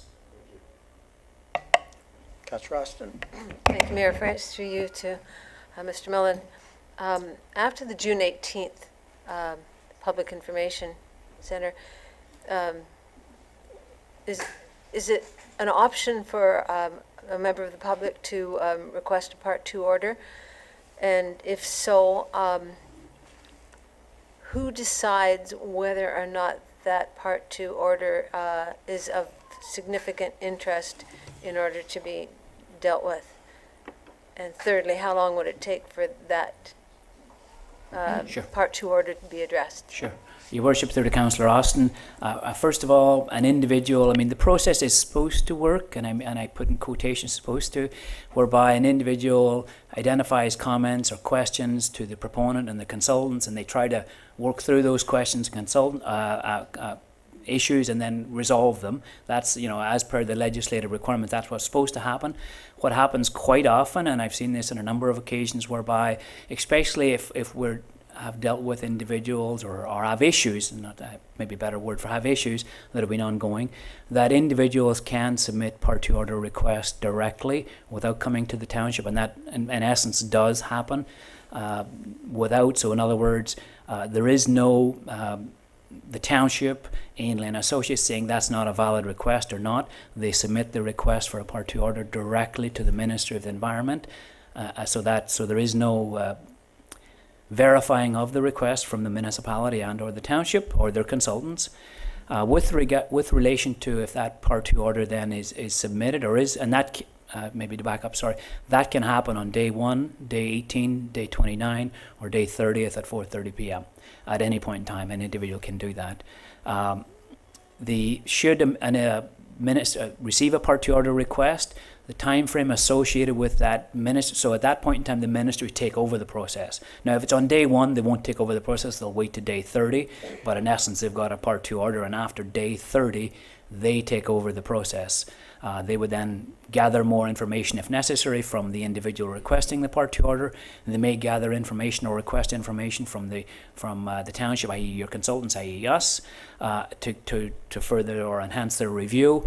And then they would review, or their technical team would review that material and ultimately issue a decision. The timeline for that to happen, so from the end of the 30 days to the issuance of a minister's order, I think as I've alluded to previously a few weeks ago, the fastest I've ever seen that happen was most recently on a project, and which would equate approximately 4 months. The more common is maybe pushing 6 to 8 months, and the longest I've ever seen it is 12 months. Correct me if I'm wrong, that would depend on the strength of the argument in the Part 2 order. The ministry would have the option of saying, this is a frivolous complaint, or we've already answered this question. Is that true? In which case, if they chose to say, this is not worthy of carrying on further, then we're not talking about 4 months or anything, are we? Your Worship, through to Councillor Austin, I've never seen that happen. The ministry and I'll take all Part 2 order requests very serious. However, and I know in the particular one that I referenced, the 4 month, it wasn't frivolous, but it definitely was more of a straightforward matter. And so they do, once that trigger has been triggered, they go through a very comprehensive review of all the entire EA process. They've obviously been through that already, but they would go through from beginning to end. And so it's on. I've never seen it happen whereby the minister immediately come back and say, no, that's frivolous, we're ignoring it or turning it down. It goes through a process, and the fastest I've ever seen that process is 4 months, and the longest is upwards of a year.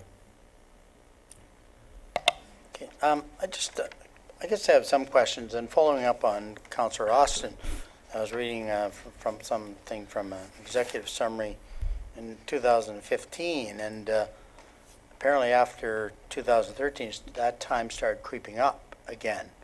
And the timeline, and I don't think they'd rush it, is 66 days is the ideal response time.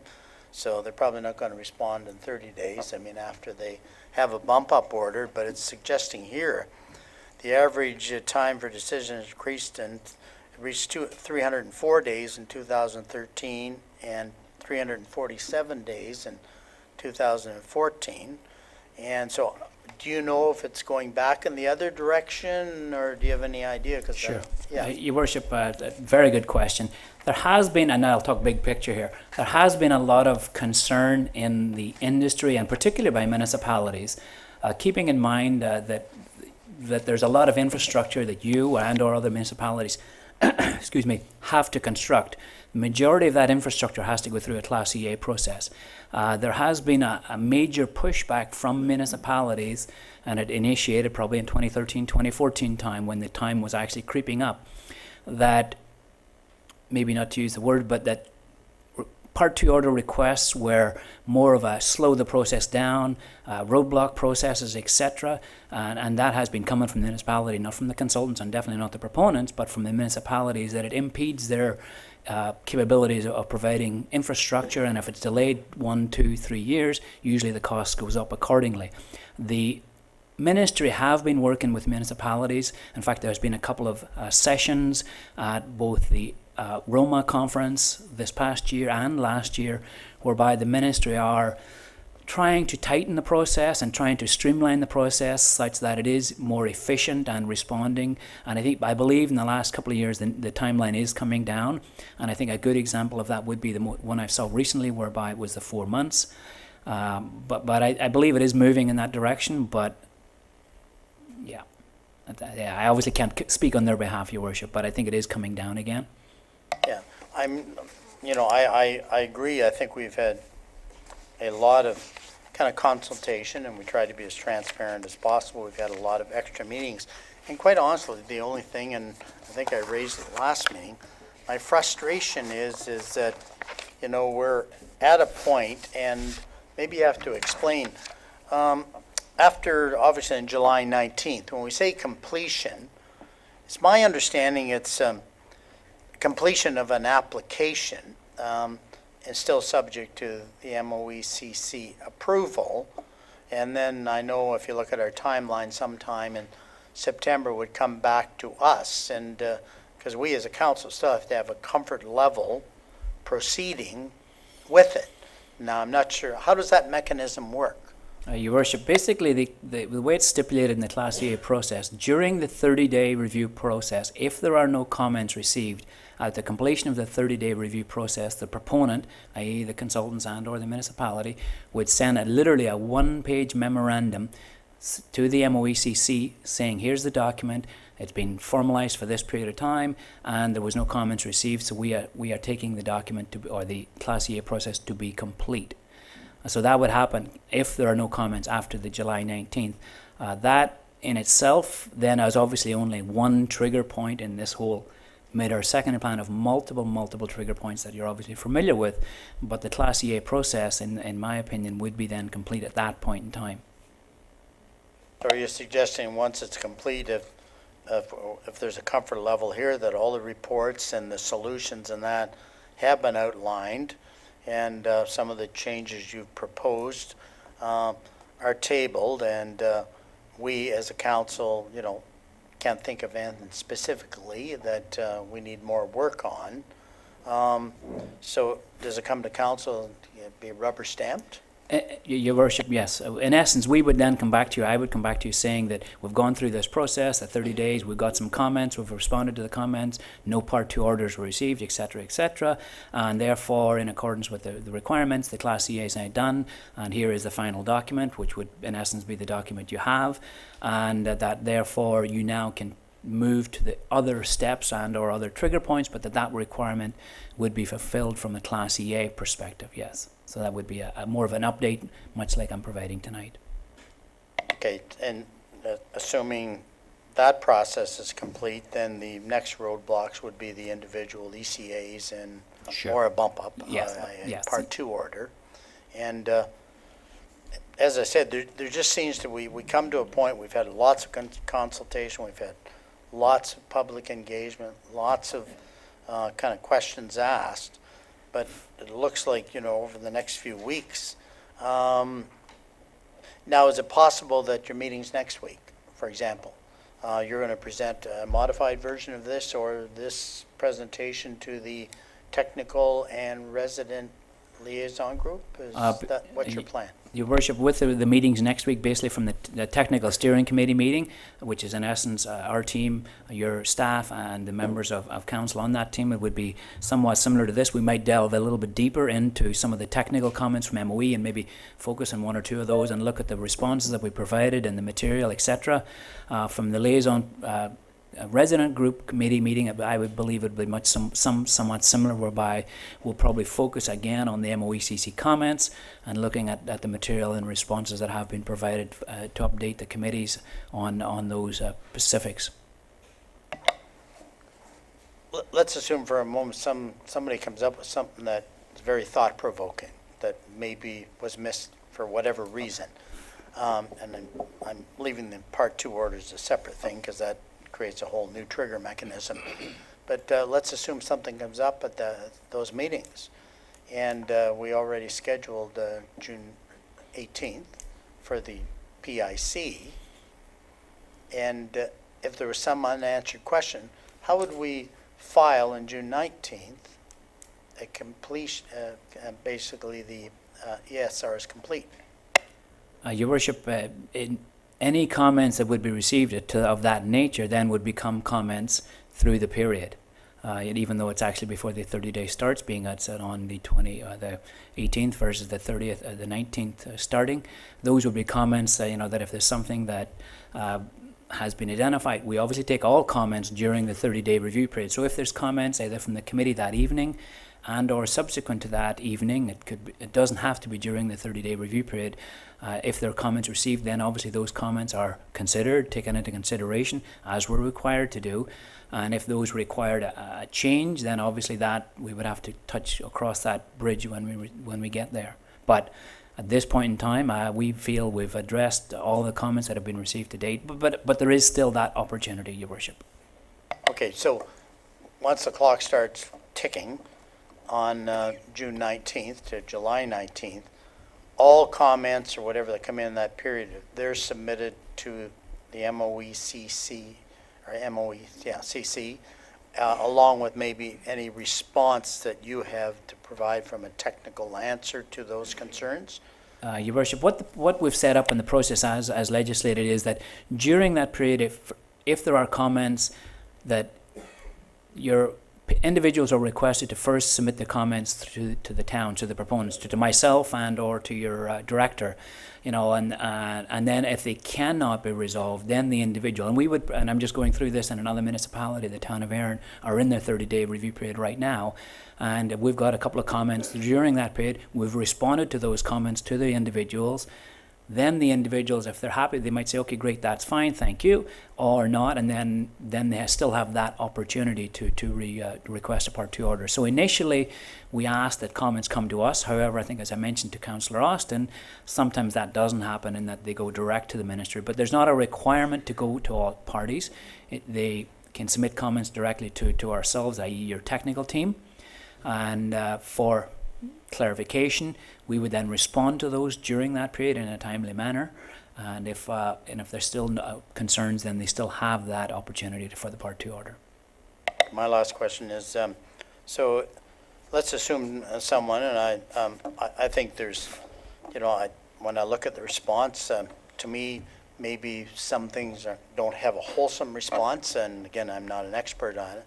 And if someone does kind of request a Part 2 order because they don't believe there was a wholesome response by the MOECC, now that goes directly to the minister or to the MOECC, and I guess we're copied on it. Yes. But that mechanism, the Part 2 order, goes directly to the ministry. Is that correct? Your Worship, yes. As per the requirements and as on the notice, should individuals have those concerns that they feel they can't resolve with the municipality, they submit them directly to the MOECC and directly copy them to your clerk. So there is sort of it has to go to all parties. In fact, there's 2 individuals at MOECC that it has to go to, so they have to issue 3 copies, 2 to MOECC and 1 to the municipality. So you're copied on them, and then the MOE would start that process that I talked about earlier. Any other last questions from Deputy Mayor Allen?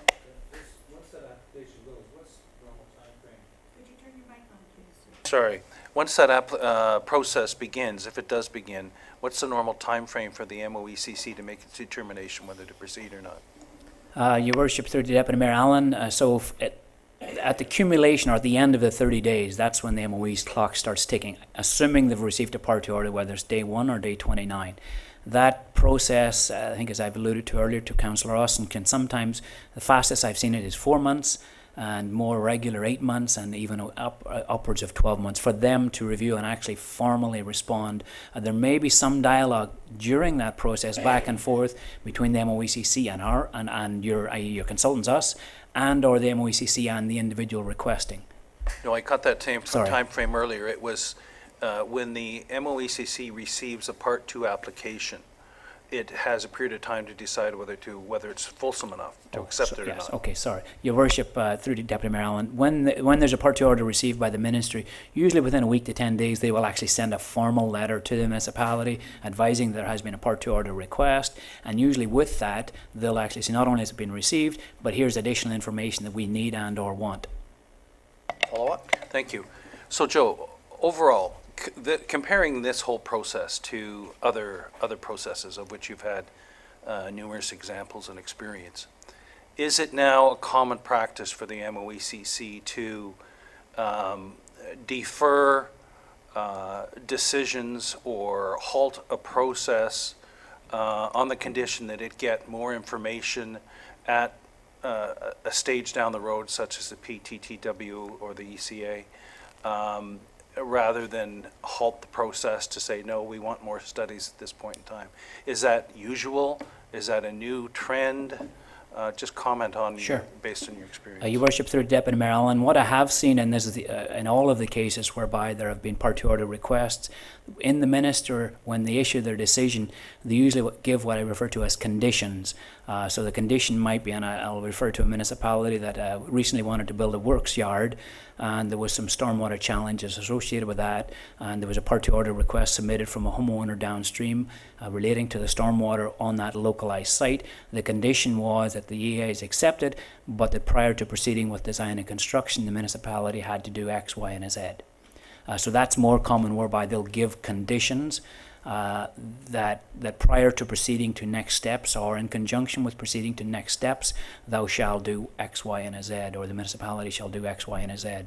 I have never seen it whereby they stall the EA and say, go back and do more EA work. They usually give it very prescriptive direction on what they want done, which then, and they're, to either to address the concerns raised by the Part 2 order and or otherwise. But they usually in all cases, they've given conditions that of what they would require to be completed prior to any of the works proceeding. And maybe a final question from me. Part 2 orders that are based on some substance, are they often rejected? Your Worship, the ministry, I've never seen a Part 2 order come back, well, sorry, I should clarify. For complex EAs such as this, and we've completed in Innisfil, Sagi, et cetera, that I talked about, they've always come back with some conditions. Even on that one that I had referred to recently that had a 4-month turnaround, there was some minor conditions, but those conditions were actually part of what was going to happen anyway, but they stipulated the conditions. So very rarely have I ever seen an EA Part 2 order decision come back with saying, nope, you're good to go.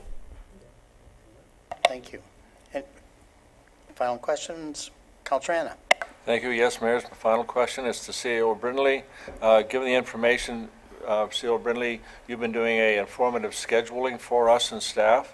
Based on the information received tonight, do you see any changes to that schedule, 1 and 2? Would the lame duck statute that we could come up against have any effect on this? CEO Brindley. Thank you. Through the mayor to Councillor Hanna. First of all, for everyone in the audience, if you check the website under Midhurst, there's actually a detailed schedule of what the next steps are.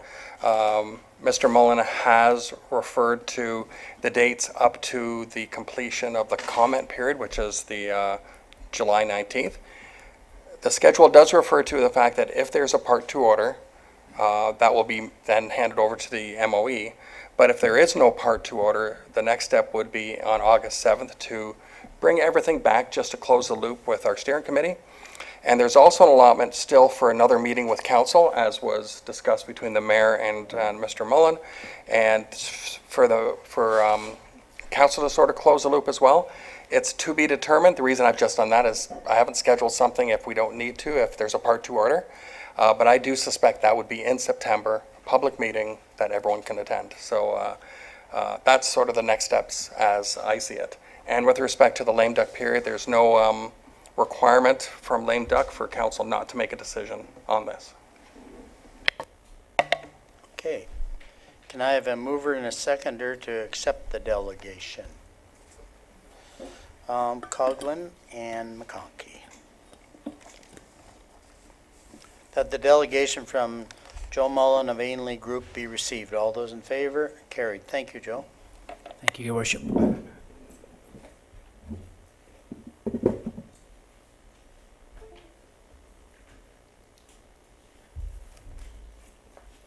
Okay, we'll move on to the adoption of minutes, and can I have a mover and a seconder to get it on the table?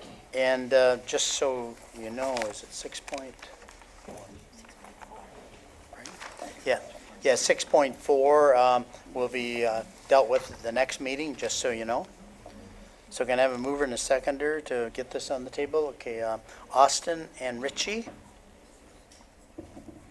That the minutes of the council items 6.2 through to 6.3 be approved as presented. Any questions, comments on those minutes? Seeing none, all those in favor? Carried.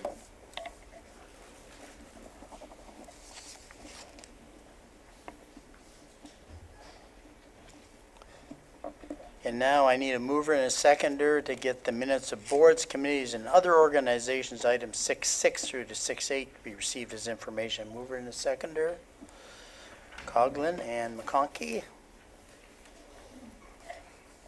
And it'll read that the minutes of boards, committees, and other organizations, items 6.6 through to 6.8 be received as information. Any questions on any of those? Seeing none, all those in favor? Carried.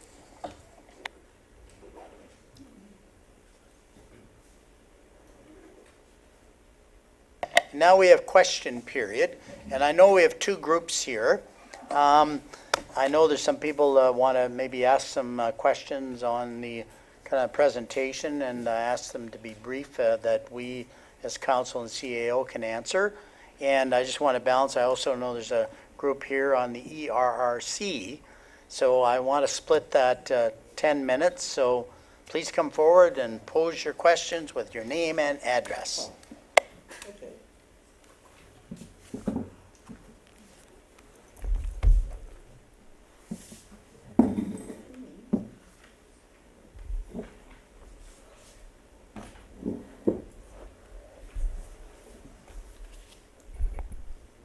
Will the answer be included in the 10 minutes? Yes, it will be. Is that customary? Yes, it is. We usually leave 10 minutes for it, and if we eat up a lot of time in one question, we do bring it to a halt.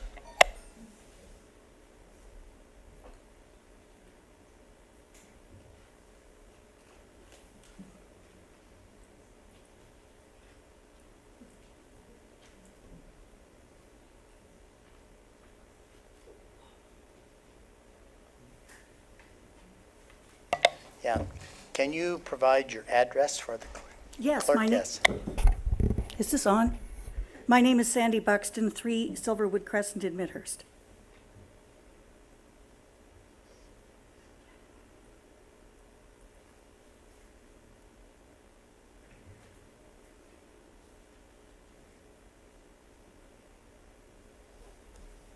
Okay, I'm ready to ask my question.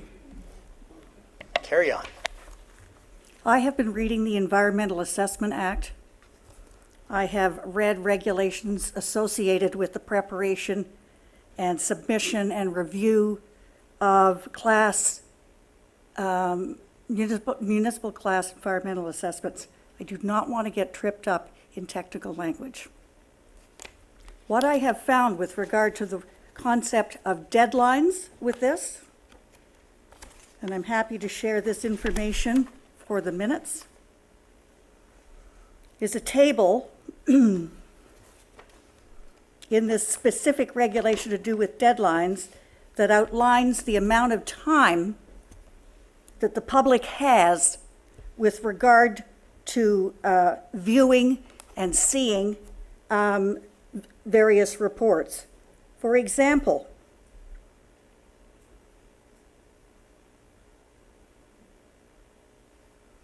there is an initial comment period and then a later comment period, according to this table. The initial comment period, and they quote the section of the Act, is to last for 7 weeks after public notice is given.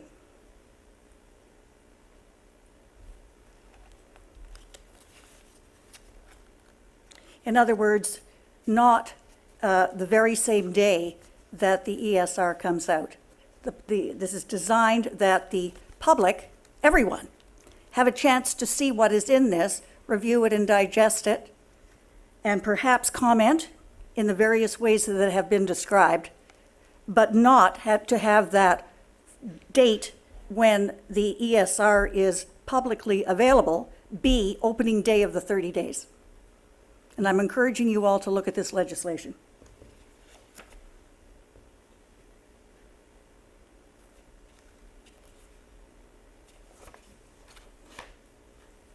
Then there is a final comment period, which I have interpreted to mean the 30 days. And that comes later in the process, but I wanted to emphasize that 7-week period initially. And it lasts until the last business day of the 5th week after notice of completion is given. And then after that, you move through to the minister's decision. So I'm not going to get into any more detail. I'm just encouraging everybody to look at this before some timetable is cast in stone. My interpretation as a resident of Springwater is that this is a proposed date. It is not required by the law. I'm speaking of June 19th. I'm not speaking of the other very good ways that people are going to be educated initially. There is no requirement in the Act for council, any council, to say that we're going to start that soon. If council wishes to take more time to look at it, to think about it, to ask questions or whatever, when they send it in as completion, they need to be comfortable that they have read it and understood it, etc. And as I say here, it talks about the 7 weeks. So my interpretation, having read this and what I've heard, is that there is some lack of congruency going on here. And I want to draw that to your attention, and I hope it can be rectified. Following on from what I have read, similarly, the notice that was put in the newspaper, I won't go into details, we've all seen it, specified a date that had not yet been decided upon or agreed upon by the proponent. That's you, the elected representatives. But it was sent out to the public as if it were a done deal. So my question is, why did this happen? And my second question is, will you please look at, as elected representatives, the rules under the Environmental Assessment Act? Thank you. I'll give you a quick answer. We did provide direction at the meeting to CAO Brindley and to Mr. Mullen to work out the timetable. So we did provide that direction. So you can blame us. And as far as the second part of the information you have, of course we'll look into it because you know, none of us here, including you, are an expert on environmental law. That's absolutely correct, but this is in the General Act. Okay, No, but available to all of us to read. Right, and you're interpreting, and we will definitely get a It is in professional- everyone's best interest for Yes. the harmony of the township, for the public to have adequate time, whether they appeal or not, to review the environmental service report. The public has yet to see the draft environmental service report, which is not, and to my knowledge, has never been on the website in its entirety, including the appendices. And I think Mr. Mullen responded to the draft.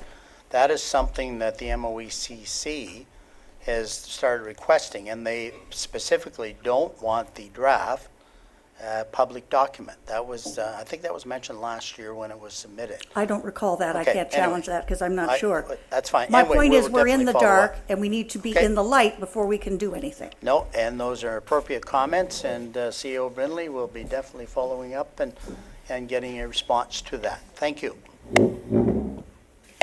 Councillor McConkey?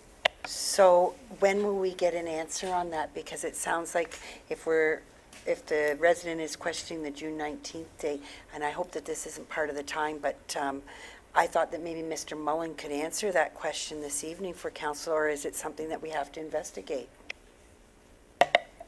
Mr. Mullen, would you care to respond? Because, Your Worship, I would like to have the opportunity to review the material that has been referred to prior to providing comment, but if I am provided that material, I will obviously immediately provide comment through to your CEO and ultimately to you. Thank you. no, thank you. And quite honestly, if there's been any error in this timetable, we will definitely. So I'll take one more on the kind of EA, and then I want to switch over. I assume there's some questions possibly on the ERRC, because it's not, are you going to ask about the? Are you asking me? Or No, behind no, me? I'm just looking back there. 'cause behind I me. think, yeah. Okay, is there anyone that wants to ask any questions on the ERRC notice of motion? Because if not, okay, I do have a hand up there, so I will move on to that after your question. So name and I'll be address, very please. Michelle Bowman, I live at 2433 Russell Road. It's okay. My apologies, Mayor French. I don't, when you said you would be very quick, I think that at the will of the chair, we can extend our question period, so please don't be quick and do take the time to ask the questions because It's that's. just a comment, okay. actually, Okay, quite thank honestly. So I Carry on. appreciated everything that Mr. Mullen had said in terms of responding to our questions, and we did receive a letter. The letter we received just acknowledged our concerns. It didn't put any comfort zone for us in terms of our concerns and in terms of what could happen with regards to the transportation out front of our home. So certainly we received confirmation that our questions, but it did nothing to resolve our questions. So my concern goes further to what we're talking about in terms of the MOE maybe puts conditions, but does the resident get to approve the conditions? Does the resident get final approval? So for the example that was provided where there was a fluent coming down to like it was a part 2. And so I guess my biggest question is, us as residents on Russell Road, outside the settlement boundary, I still see on the map that it looks like it's going to 4 lanes, whether it's in the next 5 years or 25 years. That still would be a concern to us, and I would still have concerns with regards to what could be possibly a traffic light, including my driveway. So would that qualify as a Part 2? And if the Part 2 went through to the MOE, then if there was a condition, what if I'm still not satisfied with the condition that's provided? Who gets final say on the condition that's provided by the MOE through a Part 2? I'm not sure if I can get an answer here, but I would assume the MOECC would have the final approval authority. But what your comment is the kind of things that do create Part 2 orders. If Right. you're like, because you're not satisfied with the wholesome answer to your question. Right. So that, and again, it's not restricted to one Part 2 order. I mean, if there's 10 individuals that have a real concern and you're expressing a real concern, and as far as your concern has not been addressed, that would obviously be an appropriate Part Yeah, 2 order. The letter just worded it unlikely. It was unlikely, just like the report says, could be low impact. Should be no impact. So Anyway, thank you. it's Semantics of wording. Thank you. Councillor Hannah. Thank you, Mayor French. I realize you're following our procedural bylaw, but I'd like to ask if we can make an exception tonight. We have a lot of people here. If we could extend the question period until all our residents have their questions answered. I think we have to, this is, you know, with all due respect, this is not just an open public meeting. I have no problem extending it, but it has to be for a specific time, you know, because, you know, it is our meeting and we're here to kind of do the business of the township. And I'm not trying to cut anybody off, but if you want to extend it, we've spent 10 minutes now. If you want to extend it another 10 minutes, and that's the will of council. Yes, sir, I understand it, but I don't want to be rude and say 20 minutes. I understand that motion would probably not be accepted by everybody here, so can I have ask to extend it for another 15 minutes? Okay, why don't you put a motion on the floor and I'm making that motion, sir. Okay, seconder, Councillor Coghlan. All those in favor extending 15? Carried. Okay, so we're now at 8:11, so we have until 8:26. So why don't we go to the ERRC and then switch back to any other questions, because I know Mr. Strawn has a question.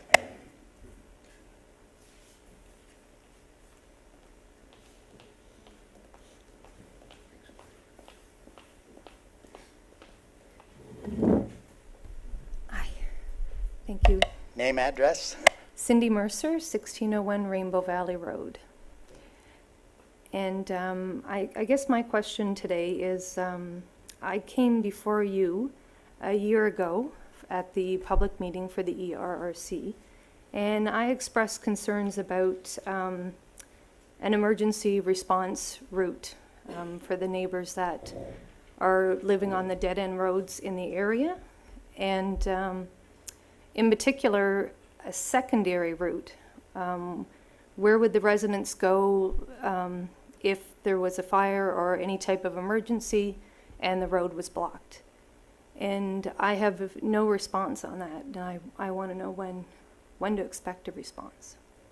I think you know there's a notice of motion, and we will move it up to after the question period, and we'll deal with that where there is a request, a more wholesome response, and conducting a separate meeting and information, same as we've done a number of times, extra meetings. And just so you're aware, and you may not be checking the website every moment, but the county council, the agenda just came out, and they're proposing to discuss the official plan amendment that they need at next Tuesday's meeting, just to be aware of that. That just came out today. So I would suggest just wait around till we deal with the notice of motion. Okay. And that kind of opens the door for the information I think that you're requesting, because you feel that obviously you have not been responded to.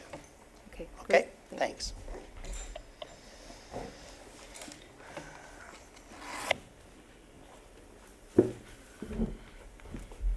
Mark Lawson, 1098 Rainbow Valley Road East. I presume, I don't want to carry on from Cindy, but we have a lot of questions that the council has asked the county to provide over the site. So that would be in the motion. I don't want to ask questions now that if they responded to any of our questions that you guys have asked or we have asked to, have the county responded back to you guys on any of your questions whatsoever? Actually, I'm not sure if I can, I guess our Director of Planning, he is. Can you give us a quick response, Director Spagnell?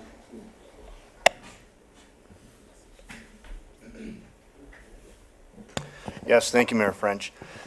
Planning staff received quite a large document today with respect to all the comments that were received through the public process, along with the responses to the applications. This was provided by the county.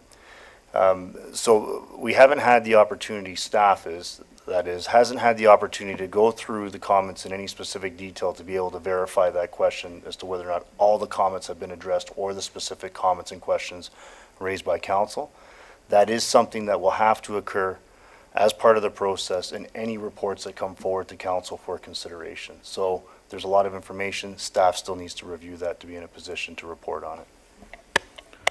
Yeah, as a matter of fact, I believe that came in at around 2 o'clock today, so. No, that's Yeah, funny. so- It comes today when the council meeting's next Tuesday, and we've been asked these questions a year ago. Yeah, Like, I but mean, you had a fire over by Minnesing the other day. You had Clearwater Fire Department and stuff in there.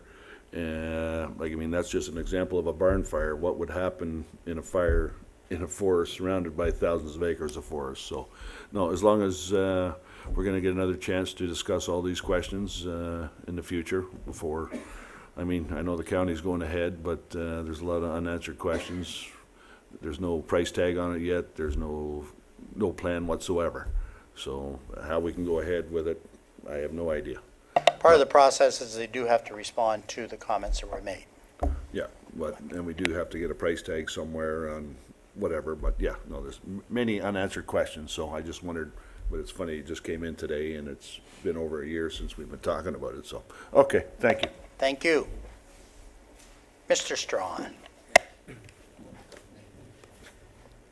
Thank you, Mr. Mayor. My name's David Strawn. I'm at 47 Finlay Mill Road in Midhurst. And I wanted to, with your permission, ask some questions via Mr. Mayor to Mr. Mullen. Actually, Mr. Mullen is not here to answer questions specifically. Okay. The presentation was to council, and, I've stretched it a bit. Sure, okay. And that's, obviously that's the purpose of the PIC, but carry on anyways and see if we can Interrupt assist. me when you want to. I do have a first preliminary question for council, if just as a heading to the other things. Is it true that in the budget for the 2018 and beyond, that there's a graph which shows that the debt for Springwater Township, which is currently around $5 million, would increase as a result of various developments, including the Midhurst Secondary Plan, to at least 6 times that within the next 5 years? I'll let our CFO respond to that. I know we had a graph. I'm not sure if he has it handy, but if he cannot respond to it right now, he'll be quite happy to respond to it. I do recall we had some discussion, and maybe to lead the conversation, a significant part of that debt is kind of really would be repaid in development charges, but it would climb up to a substantial amount, but I'm not sure if you have that graph available. It was part of our budget presentation, so I'll go to Director Schmidt. Thank you, Mr. Mayor. Through you to members of council and Mr. Strawn.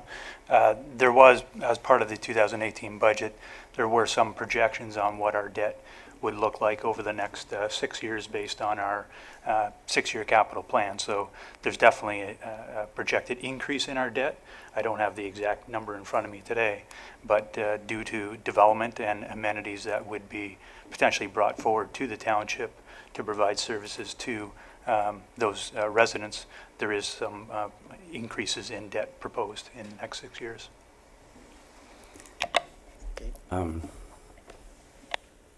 Councilor So to McConkey? answer that, a lot of debt too, with the Craig Road and that, because that's going to be financed through the township too, right? Or is that? Director Schmidt? Through you, Mr. Mayor, to Councillor McConkey, the Craig Road project is actually part of our development charge background study, so would be funded through development charges. Although with that said, if we don't have development charges, then likely we would have to look for other funding sources in the interim, such as debt and/or negotiate with other parties. Okay. Carry on. Yeah, thank you.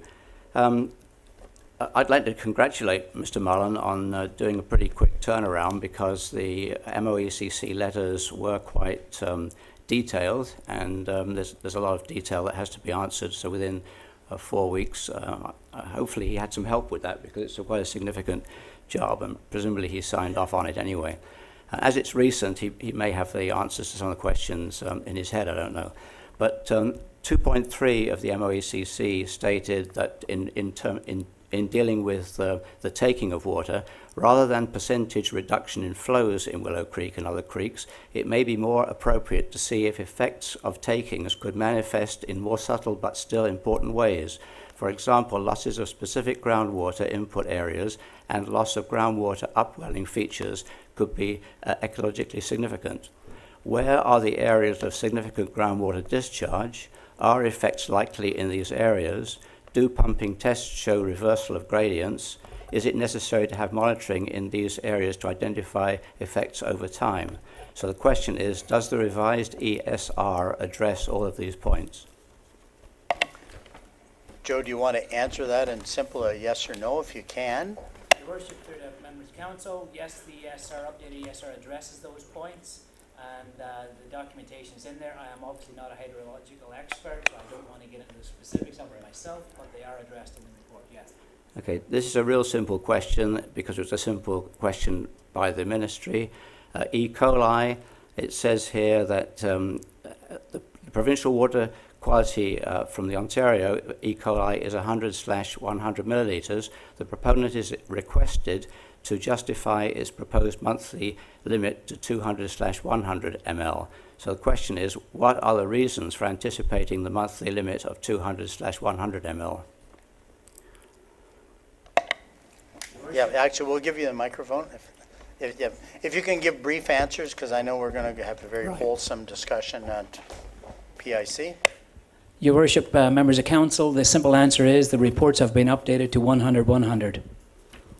Okay, thank you, Joe. The air quality one is questioned at length by the MOECC, which is interesting because in 2013 the proponents were asked to provide answers to a lot of these air quality questions. As these were not received by the ESR last year, a letter was written in about August, July or August, I forget now, to the proponents asking where those answers were and could they please answer them. They replied in February of 2018 with whatever was in that letter, I don't know. But the reply from the MOECC right now states that the questions are largely unanswered. I'd like to know from Mr. Mullen if he feels that those questions have now been asked. And by the way, I've got a lot of the questions here that they did ask, and I'm kind of curious to know whether they were answered in full. Your Worship, through the members of council, the answers now have been, or the questions now have been answered, and we believe they have been addressed adequately. As I noted earlier, we had no issues with any of their comments with relation to additional clarification, verification, and that models have been updated and answers provided, yes. So as these were recently asked... Okay, Mr. Straw, I have to make this your last one because I know we have one Okay. other question. And sorry, CEO Brindley wants to comment. Okay. Thank you, Mr. Mayor. Just to consider, Mr. Strawn actually sits on a resident liaison committee, so these questions as well can be asked at that time and detailed answers provided. They can, but it's better to get the answers in public. Can you please explain how the ammonia emissions will be reduced by 70% as presented in the emissions estimate? Mr. Mullen?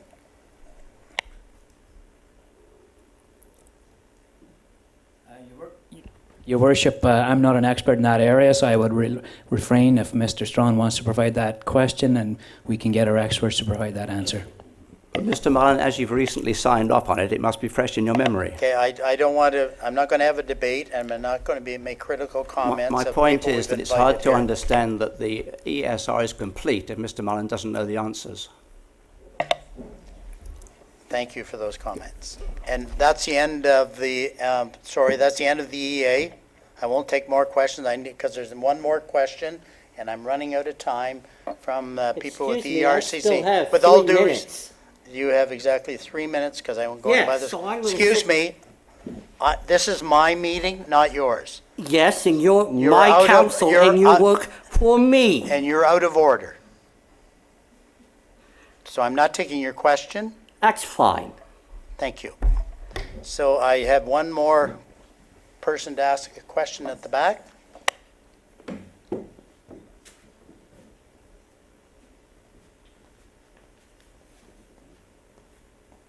And this will be the last question in our question period. Heather Rutherford, Floss Road 3 East, Springwater Township. You may have received quite a few today, but I received this by email today from the County of Simcoe. And it is the request for the adoption of the, let me see, I'll read it for you. The amendment for the Environmental Resource Recovery Center for their official plan.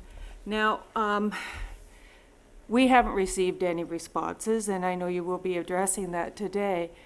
But I believe that this is a site-specific request to have approval, and it is a notice of adoption of the official plan amendment to the County of Simcoe official plan.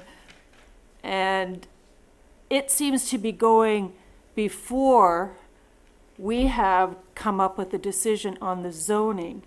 Now, my concern is that if this goes forward and is passed, is it not superseding our rezoning? Because what they're basically doing is saying that they're giving the okay for this Environmental Resource Recovery Center to be placed on this piece of property by putting it into the official plan. And it is site-specific. It doesn't talk about any other site whatsoever. When we haven't come up with the decision yet, we're still in the planning process. That's my concern. Okay, Director Spagno, can you just provide an overview? Because I had some discussion this afternoon when I saw the county, and there's a few blanks that obviously some of the answers I didn't like, but anyway. Director Spagno. Thank you, Mayor French. So to clarify, the applications that are being dealt with, there's an application for a county official plan amendment. That is the upper tier document. There are also other applications for local amendments. So the local amendment is also for an official plan amendment, but that's at the local level, along with a zoning bylaw amendment application. As part of the structure of the way that the applications are set up, because the county is the upper tier municipality in this case, they can move forward with a bylaw to adopt the upper tier official plan amendment ahead of the local official plan amendments and zoning bylaw applications. And that's my concern, because I think as somebody who has worked in government and has seen it happen before, this appears to be pushing forward their intent and not giving the people that are living in the community the opportunity to go through the process. In other words, they're rubber stamping it if they go ahead with this. Just my concern. No, and I think that's a legitimate concern, and you know, next Tuesday, it is at the committee of the Yes. whole, it's not at the council meeting. So it will, I'm sure there'll be some lively discussion. Thank you. Thank you.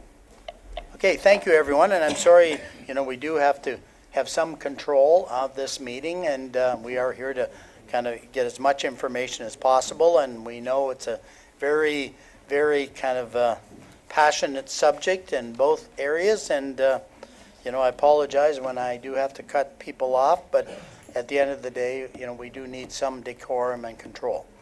So with that, we will move on. Actually, what I'm going to do, we will move the notice of motion, which is 8 or no, what number is it?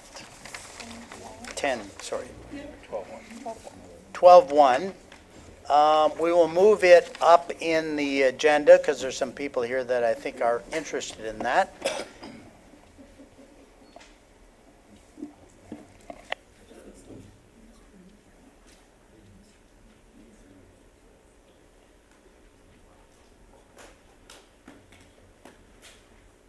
So I know it's moved by Deputy Mayor Allen. Do you have a seconder? Okay, Councillor Coghlan? And would you like to read it? I think you should just read it first. Okay, I've been requested to read the motion. Whereas a public meeting was held for a county official plan amendment on May 29th, 2017 regarding the proposed County of Simcoe's Environmental Resource Recovery Center to be located at 2976 Horseshoe Valley Road West, and whereas a special public meeting of Springwater Council was held on June 19th, 2017 regarding the proposed County of Simcoe ERRC, and whereas presentations were made by County of Simcoe consultants from GHD Canada, and questions and comments were received from members of the public and from members of County and Township Council, and whereas other written questions and expressions of concern over issues have been raised by residents and agencies concerning the ERRC development over the last 2 years, and whereas County of Simcoe consultants stated they would review and address comments and questions received by reporting back to residents and agencies and to the Township of Springwater, and whereas to date there have been no written responses to the questions and comments other than acknowledgement of receipt of them, and whereas the preliminary business plans for the organics processing facility and materials management facility were received by County Council on September 26, 2017, be it therefore resolved that Springwater Council requests, by way of written communication, that a public open house be held by GHD Canada on behalf of the County of Simcoe to update and provide detailed responses to all of the concerns raised by residents and agencies for the county official plan amendment, the local official plan amendment, and zoning bylaw amendment well in advance of applications being considered for approval. So since it's your motion, if you want to do a preamble before I open the floor? Thank you, Mayor French. On May the 3rd, 2018, the Ministry of Municipal Affairs and Housing, I'll call that the MMA, provided a response to Simcoe County on this draft amendment to the county official plan required in order to proceed with the ERRC at Horseshoe Valley Road for the OPF and the MMF. And as we've discussed, the county has also applied for amendments to the Springwater Township official plan and zoning bylaw to permit the proposed ERRC. In this May 3rd response, the MMA commented on air quality, archaeology and cultural heritage, natural heritage, and wildland fires. Its conclusion stated that there are outstanding matters to be addressed by the county, as appropriate, through additional text in the official plan amendment process, updates to technical studies, subsequent approval processes, for example, the site plan and the ECA applications, and the development of mitigation and management plans that they want to see. Examples of these were the fire prevention plan, an environmental management plan, and a wildlife management plan. Provided the recommended mitigation measures contained herein are addressed appropriately, there will be no remaining provincial land use concerns. But they did go on to state that in addition to these provincial comments, the county, as the proponent and responsible planning authority, should also consider input received from the public and other stakeholders and address any identified issues as appropriate.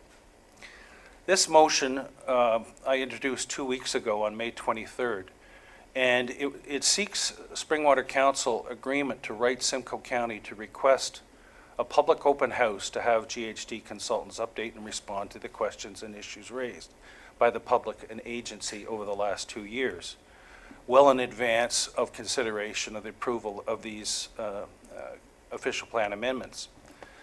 So I felt that this was necessary to achieve proper follow-up and disclosure that is deserved and which was undertaken to be provided by the county and its consultants.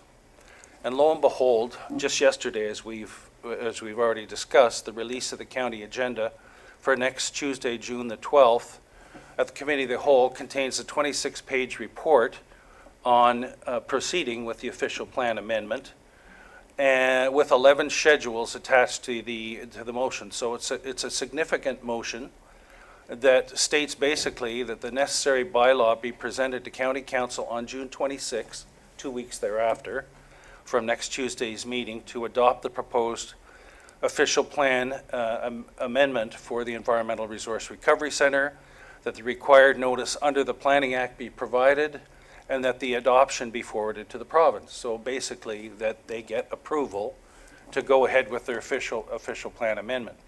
This is what I was afraid of, and that's why I instigated the motion. I just didn't think they'd come this quickly. So I think, oh yes, the other thing is that in the staff report in appendices, it assumes and refers to adequate and sufficient communication having occurred with the residents and the agencies who provided questions and comments on issues.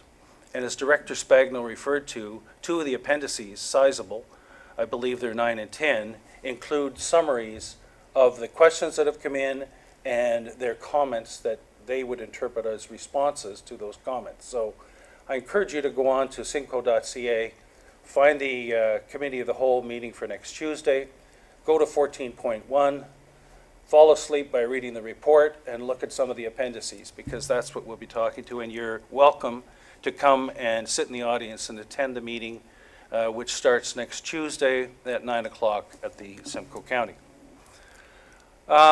With an undertaking of this size and cost and potential impact on many factors, I believe it's vital to have the county conduct a public open house to have GHD consultants update and respond to these questions.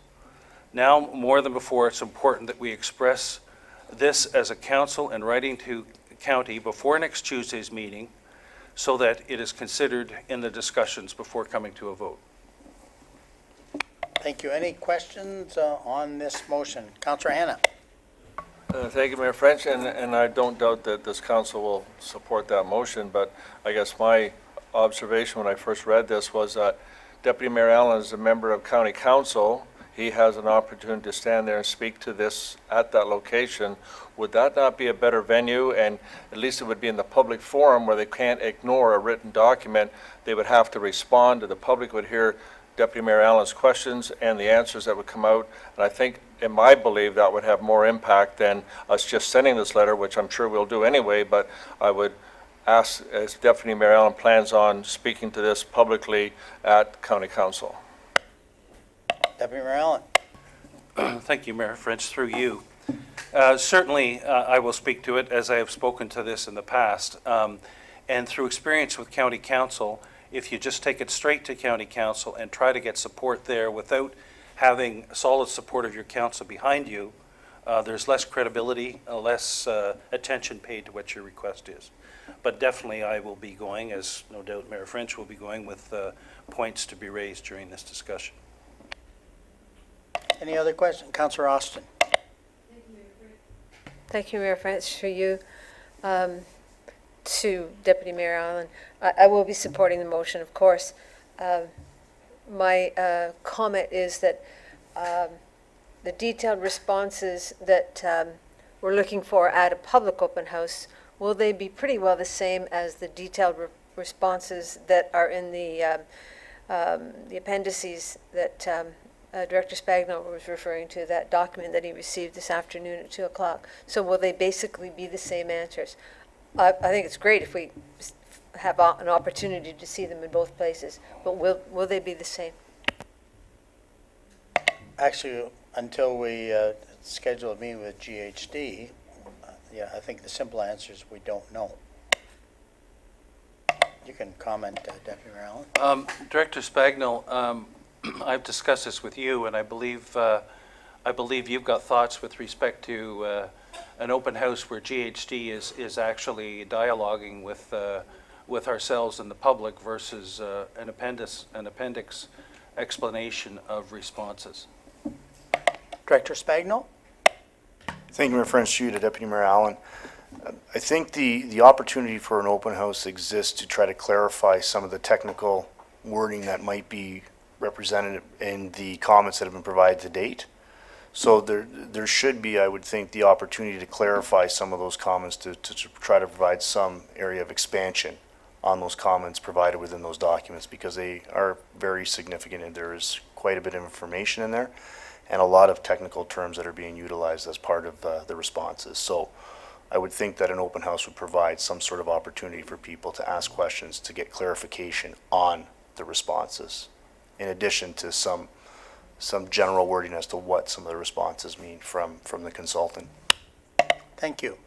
Any other questions? Councillor McConkey? In your motion, it says, be it therefore the way of written communication at a public open house, and then it talks about having the open house to address the responses. So would there also be a written response document that would go to the public at one point from this? Because some people will not make it to the open house. And, you know, I think the major thing is to get the written responses so that all have the same material and all say the same thing. So I just don't know if the motion needs to say it or if you're fine with it. I think, as I read the motion, I'm certainly supportive of it, is that these issues have been raised and they haven't had adequate response. And I think even at the meeting we had here, it was suggested there would be wholesome response. And obviously, I don't think anybody's had a chance to read what the documents we got today, and if they're responsive or just kind of gathered them. So I don't see any particular issue with the wording of that. Deputy Mayor Allen? Yeah, I would suggest that people invest the time to read the report, look at the appendices, look at the explanations, come to the meeting or send a representative if you can't make it to the meeting to communicate any further questions or and certainly listen to the answers to your previous questions. And then throughout that process, if there's still unsettled matters, then further communication to the township and to the county by way of writing would be appropriate. Councillor Austin? Thank you, Mayor French. Through you to Deputy Mayor Allen. Would there be any value in specifying in your motion a suggested time for this open house?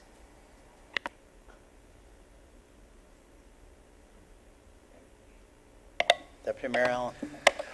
I don't think we can project a time. As I say, we're just to get this addressed and in front of them by next Tuesday, and certainly it'll get on the floor and get discussed. It would have to result in ideally result in a deferral of dealing with the motion for next Tuesday. So to suggest a specific time, I think is something that can be fleshed out based on that discussion. And because of the wording of the motion, I'll just go to our deputy clerk. Should there be a line added that this be forwarded to the county? Because it doesn't say that. So maybe we want to add that, a friendly amendment? By way of written communication. Yes. Okay. And that this, I guess right at the end, and that this motion be forwarded to the county? Or by way of written communication to the county?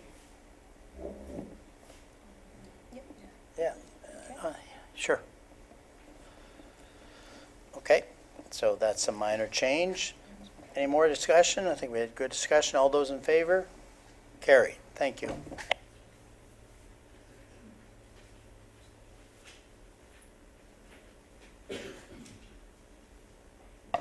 Yes, we've been here for a little bit, so we'll take a 5-minute comfort break so everybody can think clearly.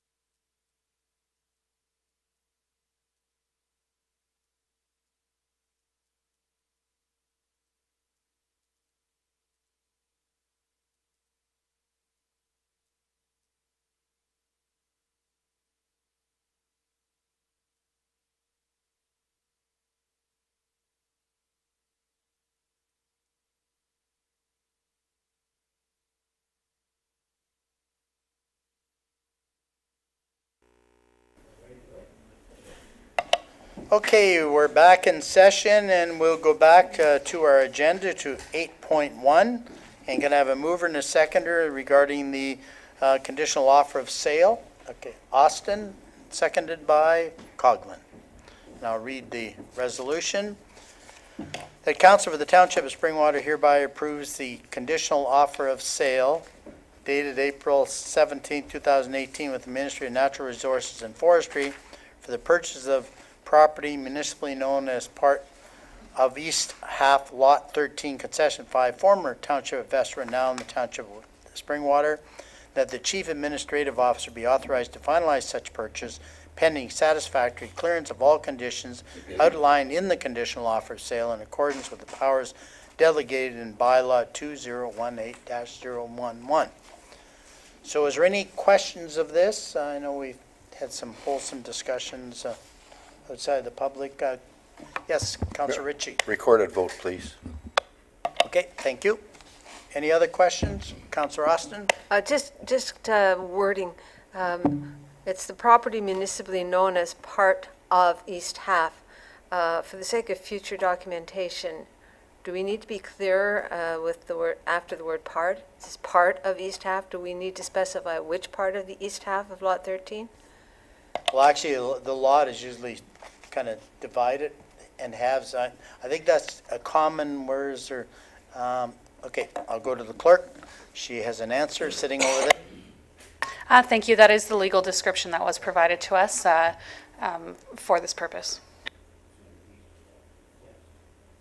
Okay, any other questions? Okay, and there has been a recorded vote requested.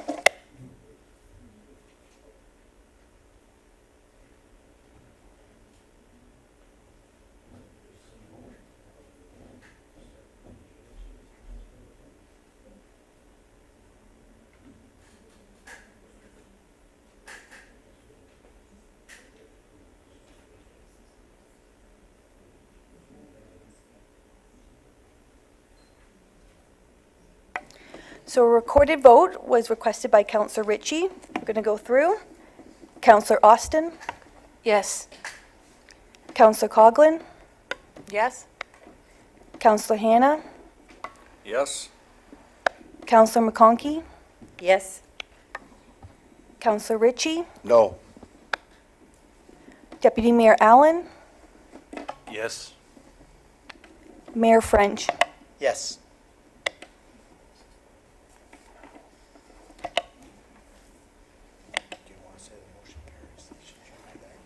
The motion's carried.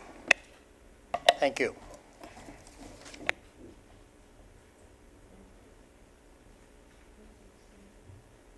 Okay, moving on to our next item, 9.1, action reports, and the draft bylaw for fire. Can I have a mover and a second to get this on the table? Ritchie and Allen.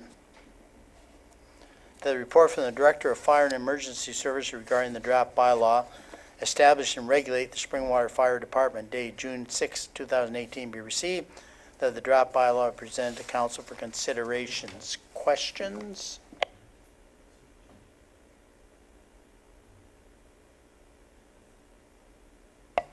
CEO Brenda, you ready to answer any questions, or do you want to do a quick comment? Mr. Mayor, I'll try to answer questions. The red lines were provided on the submission. Unfortunately, I saw the fire chief with sirens leave a little bit ago, so he's actually tending to an emergency right now. So is there any questions that we need to direct to CEO Brindley? Okay, seeing none, all those in favor? Carried.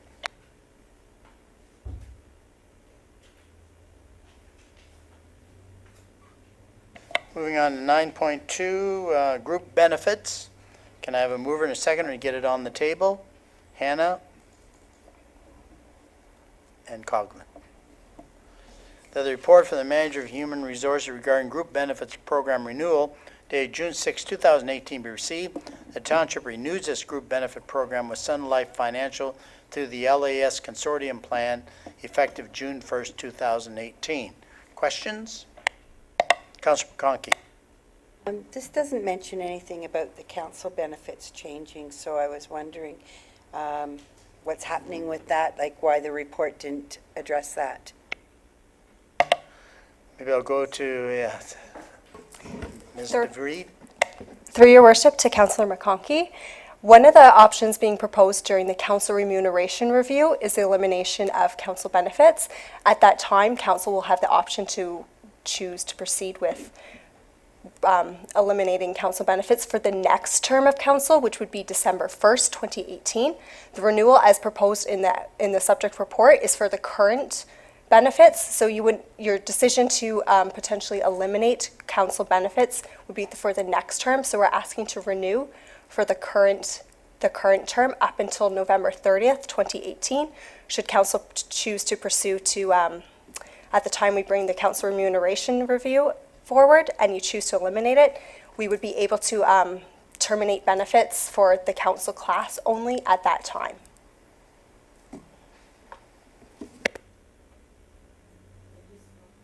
So will there be sufficient time? Because I know like lots of times we have this discussion and then you have to renew it and it's quite quick. So is it best, like I thought that it would be this council making the decision for the next sort of, there's an unbiased opinion, but I just want to understand the timing there. Through the mayor to Councillor McConkey. So that decision will be at a later date to whether to remove council benefits for the following term. The renewal right now is just up until November 30th. You're not, in discussions with our broker, we can terminate the Class B at any time. We don't need a huge turnaround time to do that. So once that decision is made, potentially at a future meeting, we can advise our broker, who will then advise Sun Life that we wish to terminate benefits for the council class only. Councillor Hanna. Thank you. Mayor French, I just want to confirm that when this comes forward to council again, that it is at a regular council meeting, so it's televised. It's on the public record, because there are people at our last special meeting that we had on this that discussed the desire to have taxpayers pay for their medical expenses, and I just want to make sure that the public's aware of who those people are, so thank you. Councillor Coghlan. Not to make it entirely obvious, but to make it clear that those medical expenses being requested are what council is receiving today. And I know that this is not on the agenda today, so that's the only comment that I'm going to make about that. Thank you.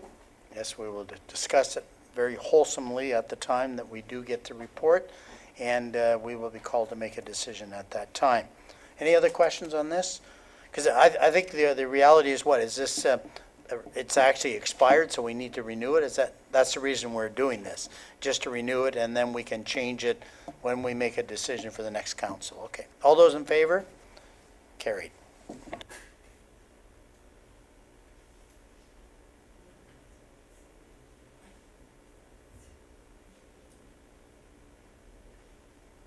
So now we're on to information reports, 10-2 to 10-8, to get it on the table. Going to have a mover and a seconder, Richie and Austin. Any of these we'd like to discuss? Councillor Coghlan? 10-4. Any other? And Councillor Hanna? 10-4 and 10-5. Okay, 10-5. Anything else? Councillor Austin? 10-2. Okay. Okay, so the resolution will read, moved by Richie and second by Austin, that the report items 10.2 through to 10.8 be received as information with the exception of 10.4, 10.5, and 10.2. All those in favor? Carried. So let's go back and we'll do them in order. 10.2, Councillor Austin? Thank you, Mayor French. And Sorry, I think I'm, Sure. Councillor Coghlan? Okay, so we'll add that to our exclusion. Sorry about that. Everybody supports that still? In favor? Carried. Okay, back to you, Councillor Austin. thank you, Mayor French, to you, and it would have been to Director Pulido, but since he's not here, perhaps to Director Schmidt. In 10.2, I noticed in the details there that I'm curious as to why township fees and development charges are down so much where everything else in that chart has gone up.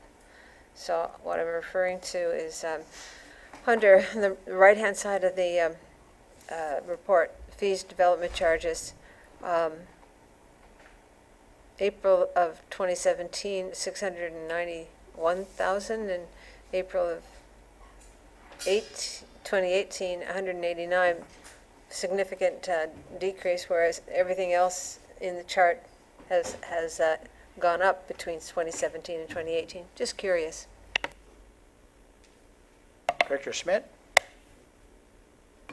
Thank you, Mr. Mayor. Through you, Councillor Austin.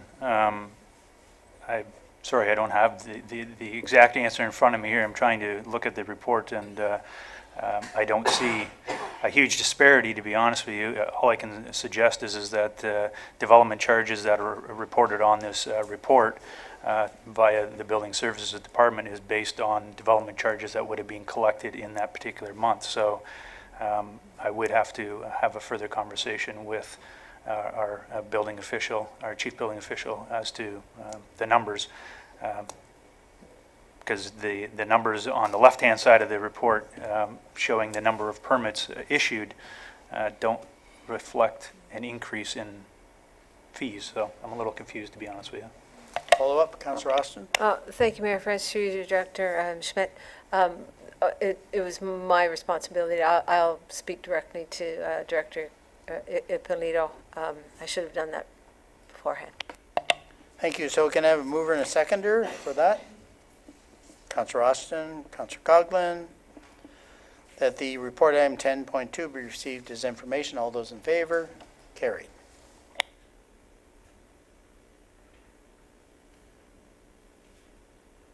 So we'll move on to 10.4, completion of road needs study. And I think we had two on this one. Councillor Coghlan or Councillor McConkey can go first. Sorry. Thank you, Mayor French, and through you to Director Coleman. Is there a subsummary report to follow this with financials, or when they talk about option 2 as to how we plan to finance this, or what this looks like for the municipality over the next 10 years? Director Coleman? Thank you, Mayor French. Through you to Councillor Coghlan. If you refer to page 9, there's several scenarios there. A do-nothing scenario, a fixed budget, which we requested a fixed budget of $2.5 million, which is on average what we've been spending over the last several years on road resurfacing. Scenario 3 is keeping the road network at a pavement condition rating of 70. And then scenario 4 would be an unlimited budget. And it goes through those various scenarios to show what the costs would be yearly based on those scenarios. Follow up? Thank you, Mayor French, and back to Director Coleman. And on page 15, where it does state what the preferred option is, it does suggest option 2, but with no resolution of council, those options are simply options. So I just wanted to know if it was coming back to council with understanding that we may be spending 2.5 million, some years maybe we spend more or less, but an actual plan of not only what we spend every year on the work we're doing that year and throughout the capital plan, but what we have an infrastructural renewal program in place. Are we saving enough? Does it look like we're saving enough? Are we on the right track to make sure that we are compensating? Because in that same portion, it does say that it carries us out for 10 years, but that after that 10-year period, the 10 to 20 out year look is significantly higher. So I just was curious if there was a financial component coming to council with this so that we can assure our residents that we are on the right track, we are doing the amount of work that needs to be done every year, and that we are still saving the appropriate amount of money as well. Director Coleman? Thank you, Mayor French. I believe that would come forward as part of the budget process, so the yearly budget process, and then we have the 6-year proposed capital budget. So that would definitely be updated this year. This report came in too late last year to update the 6-year too significantly, but that would be coming forward this fall as part of the budget update. Continue if you have a follow-up. Thank you, and I appreciate that the budget does give us the outlook for the capital plan, but through this exercise with the options available to us, I would like to know that we are saving what needs to be saved to cover or attempt to cover the deficit that it's outlining, and that we are doing the appropriate amount of work every year to make sure that we're going to be caught up with that over the 10 years.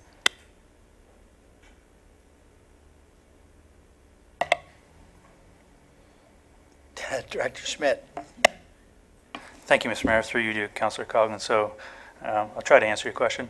I think what the roads need study provides for is also further information to be included in our asset management plan, which council will be having a asset management 101, if you will, I believe on June 20th. Before next council meeting, there's a session, essentially just outlining the asset management process, what's involved, and then this work that's been completed as part of the roads needs study, as well as other reports or studies that have been completed over the last number of years, and other studies that will still need to be completed, will all form part of our asset management plan, and then that will come forward and provide council with the amount of funds that need to be put aside on an annual basis to ensure that we are making sure that our infrastructure is sufficiently funded. Okay. Councillor Hannah? Thank you, Mayor French. 91 pages is a lot of detail, but it's a very good report. But what I didn't see in there, what was missing, was any improvement to the roads related to Midhurst secondary plan. Page 20, there's talks Craig Road, there's nothing there. Page 27, pools, and 28 is St. Vincent. Those roads, if the development goes forward in 10 years, will be widened, I believe, in the Midhurst secondary plan to 3 lanes, and Craig Road being developed.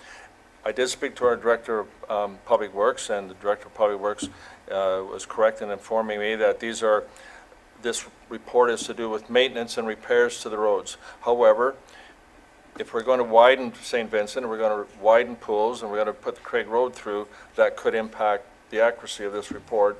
So I just think that's something we have to be aware of going forward, because the Midhurst secondary plan is not included in this report, but it is a good report. Thank you. Councillor McConkey? I tried to find Old Orchard in there in the next 10 years, and I didn't see it. And I know that I was told last year, based on our budget, I know that we did the hard surfacing from Old Orchard down to, did Pine Grove right to Old Orchard. And Old Orchard is supposed to be done in the next few years again, because to look after it. And I didn't see it anywhere in the report. So I can leave it with you, but I don't want Old Orchard left out. Director Coleman? Yeah, just to clarify on Councillor McConkey's question, you want the year that the study is recommending Old Orchard be completed? Okay, I can find that to you. Thank you. Councillor Ritchie? Thank you, Mayor French. I've read quite a bit of this, but I'd like to comment on my findings. Is in our township, I think the fruits of our labor is starting to be shown. When I'm up, and even in my ward, I go from Scarlet Line all the way out to Clearview, and whether I'm back in Hamilville on a gravel road where it's had a gravel lift, even on my road where we tile drained it, and they spent considerable time, and there's a lot of traffic on all the roads, no matter where you are today. There's a lot of traffic. But I think the fruits of our labor are starting to be shown. When I see in Elmville, when I see in Minising, Phelpston, Hillsdale, all over the place there. If we stay the course that we are, I think we're doing a good job what we're doing. I just want to comment on that. Thank you. Any other questions on number 4? Okay, can I have a mover and seconder to accept that report? Hannah and Coghlan. The report, item 10.4, be received as information. All those in favor? Carried. And we pulled 10.5, and who pulled that? Councillor Coghlan or Councillor McConkey? What I was wondering, my internet access isn't working right, but when we did the breakdown of the legal fees and you broke it. This is the drinking water. Oh,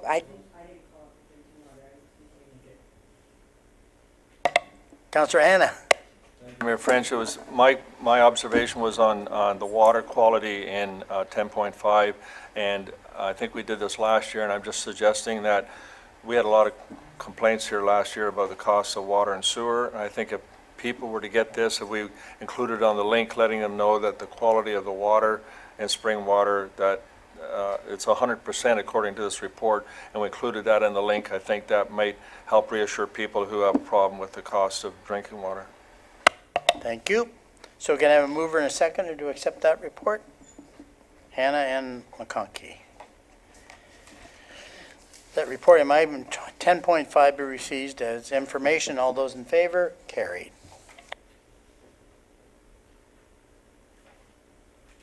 And we have 10.8, and actually I should have a mover and a second before I get it on the table. Can I have a mover and a seconder? Sorry, I had 10.6. I think you missed it, sir. Oh, I didn't, okay.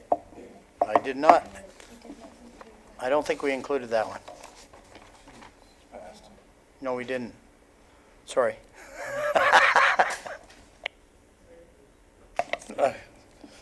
Okay. Oh, no, if you want to comment. Okay, I'll let you comment. Thank you. I see the fire chief sitting back there, and I know he's been here off and on more than night, so I don't want to let him get away without answering a question, because I know we've got to make his time here worthwhile. But I do have a question regard to 10.6, and that's the new Fire Protection Prevention Act. And in there in Appendix E, it talks about grandfathering the rating, if you like, for training or quality of our volunteer fire service. So my question would be, we have a lot of double hatters in our fire service, our volunteer fire service. Were any of them grandfathered so we did not have to pay the cost of getting them certified? A quick answer, because it's not really in a resolution.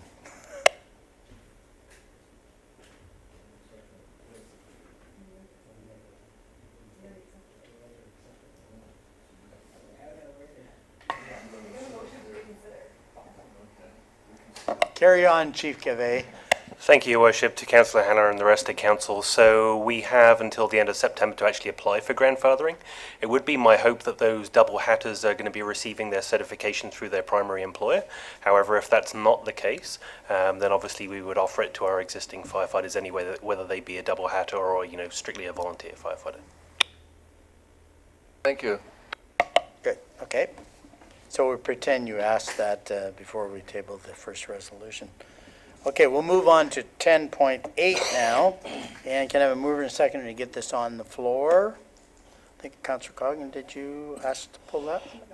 Oh, Councillor McConkey, and a seconder? Councillor Austin? Okay, that the report item 10.8 be received as information, and if you're going to discuss appendix, whatever it is, I will continue my declaration of conflict. So we'll see how the question goes. Councillor McConkey. My question is more, the expense or our fees were high in planning. So if we were to look at planning, is there any way of doing a breakdown to know what project the planning fees are associated to? Director Schmidt. Thank you, Mr. Mayor. Through you to Councillor McConkey. Should Council wish to have further details on the planning expenses, staff can do our best to provide some lower level detail. At a high level, I can provide some comments if you wish, but I don't have the exact details in front of me this evening to share with you.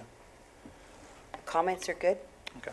So essentially, some of the costs that were borne in, I guess, 2015, 2016, were more so along the lines of some OMB appeals, so EPIT, Estates of Anton Mills, OPA 38 for Midhurst Secondary Plan, as well as there was the jurisdiction motion that was dealt with in 2016, I believe it was, as well as the 20,000 population allocation was also dealt with in 2016. So those are some high-level comments on what some of those expenses would have been for. Follow up? I just think it would be nice to either have that sort of comment added in, because there's quite a few projects that we worked on that are involved in that, or that we do a breakdown. And if we don't want to, I don't care, whichever easier. But I just think that the audience and everybody needs to know that it's not just one or two things, like you've listed quite a few, so it makes it more relevant. Thank you. And I think that's a worthwhile comment, because there was a lot of them actually, because of the county finalizing its official plan. A lot of them we started dealing with and kind of tidying up, because some of them probably date back quite a few years, so it might be helpful, as Councillor McConkey suggested. Deputy Mayor Allen. Thank you, Mayor French. Director Schmidt, I believe you had done that before in that previous legal analysis, so I think you've done the bulk of the work, if not almost all of it. Director Schmidt. Thank you, Mr. Mayor. Through you to Deputy Mayor Allen, and thank you. Correct. I was going to mention that back, I believe, in February of 2017, there was a report on council agenda provided that level of detail. But if council wishes to have a further update on that, staff could bring that forward to our next council meeting. So you don't need a resolution, just take direction. Councillor Hanna. Thank you. My comment will be in relation to the cost of the legal fees for planning and compliance audit.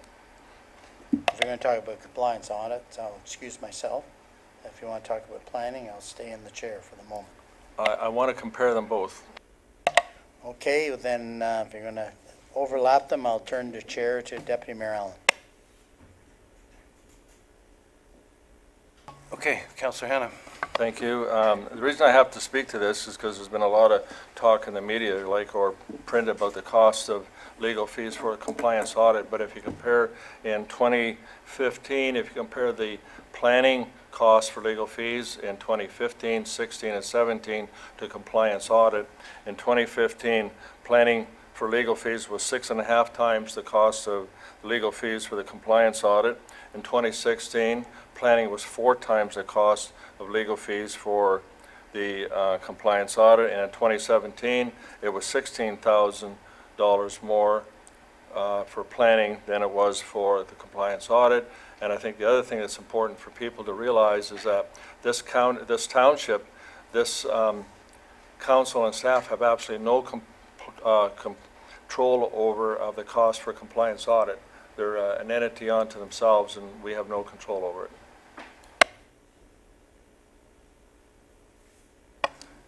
Thank you. I think now that we're on the discussion of this, there's another factor that should be included in this, and Director Schmidt was making the point to me that the actual cost of the audits that were done in the compliance audit are not included in these numbers. Director Schmidt, maybe you could expand on that point. Thank you, Mr. Chair. Through you to members of council. So that's correct. The request that was provided at the last meeting of council by Councillor Ritchie was specific to legal fees, so I did not include any audit-related fees associated with the Joint Compliance Audit Committee. So those numbers are not included in these in this analysis. Essentially, there's probably approximately $44,000 of audit fees, which includes fees from 2015 as well as fees that have been incurred in 2018 thus far. That would be in addition to what's included in this analysis this evening. Thank you. Councillor Coghlan. Thank you, Deputy Mayor Allen, and through you to Director Schmidt. For my own clarification, the lawyer for the compliance audit is included in this committee, because we had 2 lawyers, so I just want to make sure that, so both lawyers, the committee's lawyer and the township's lawyer is what I'm reading here, but the actual audit fees are not. Director Schmidt. Thank you. Through you, Mr. Chair, to Councillor Coghlan. That is correct. The legal fees for both the solicitor that is representing the committee as well as the solicitor that's representing the township are included in these numbers. The audit fees have not been. No further questions about this? I'll turn it back to the mayor to... Maybe okay. handle the resolution.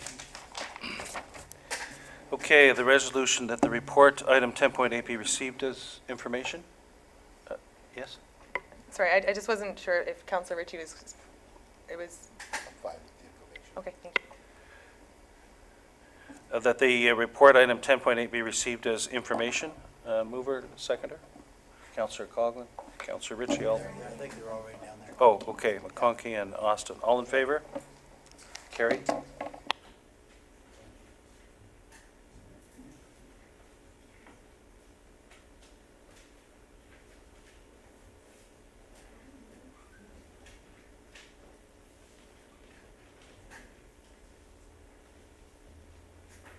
Okay, I will take over the chair again, and we'll move on to verbal reports. Official plan update.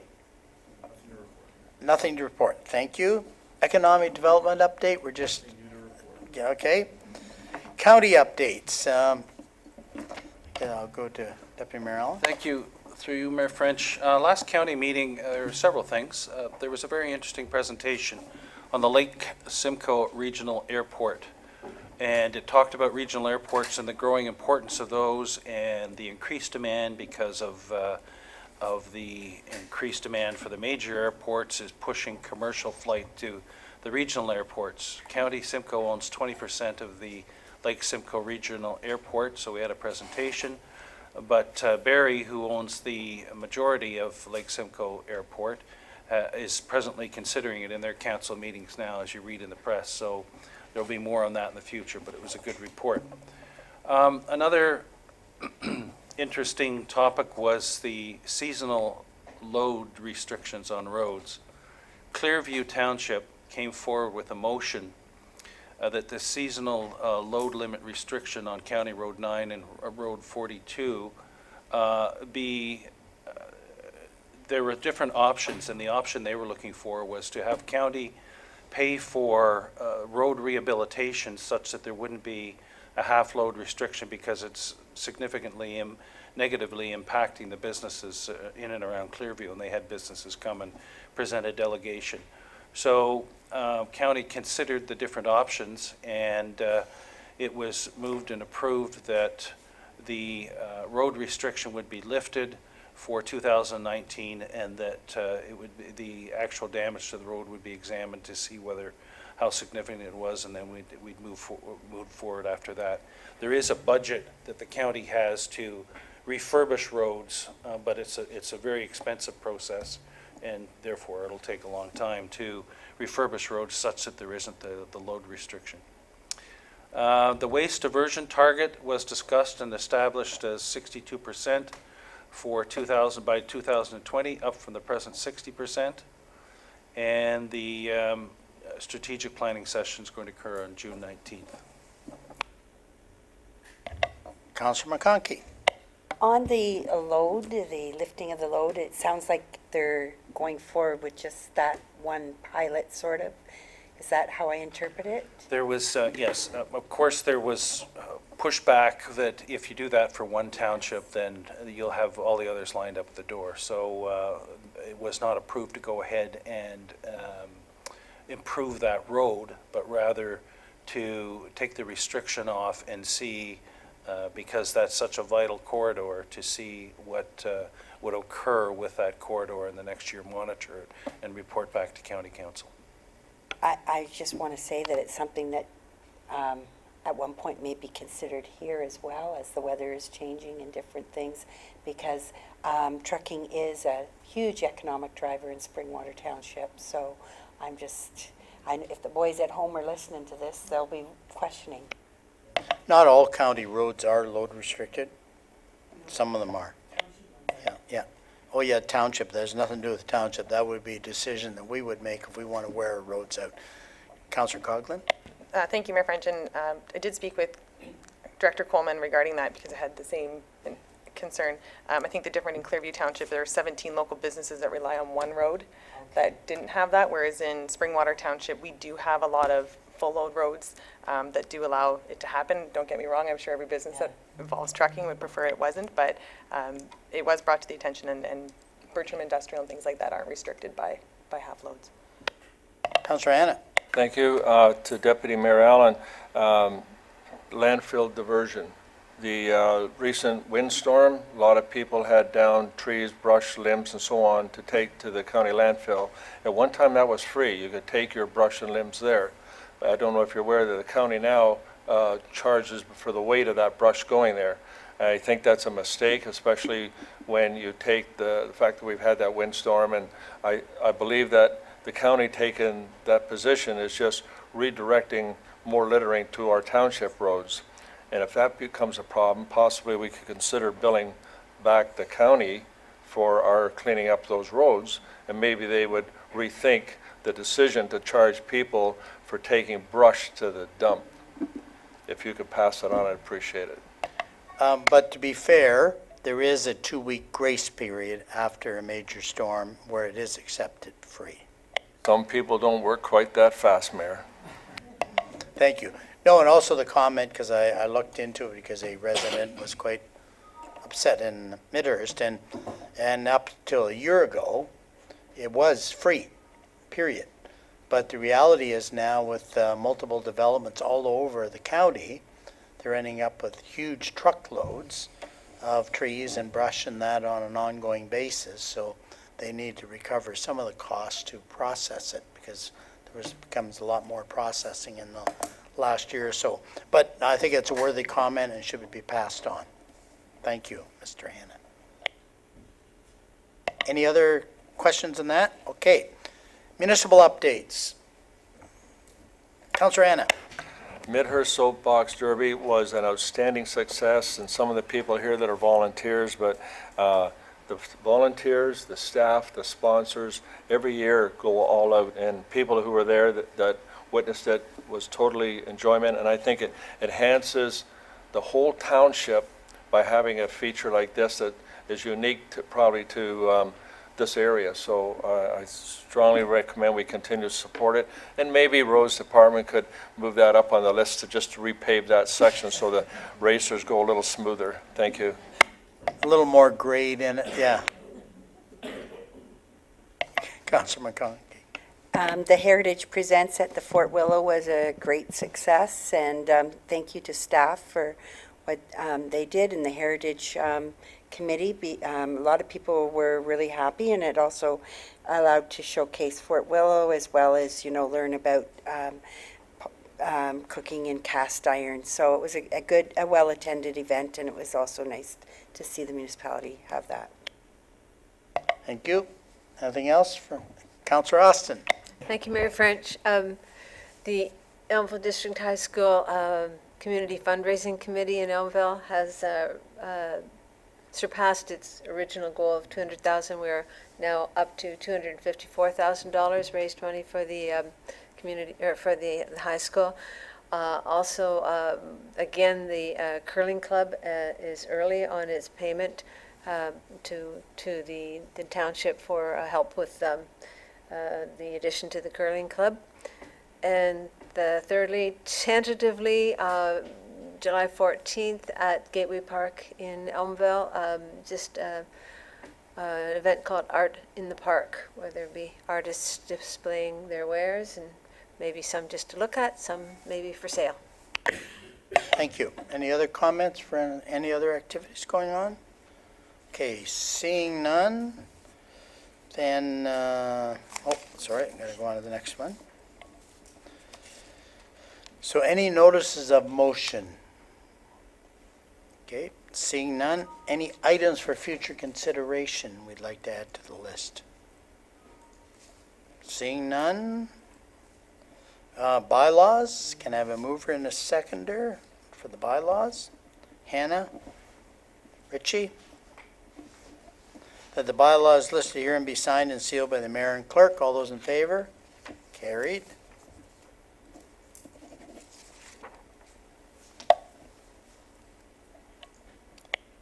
And now we need a mover and a seconder to move into closed session. Can I have a mover and seconder? Coghlan, Hannah?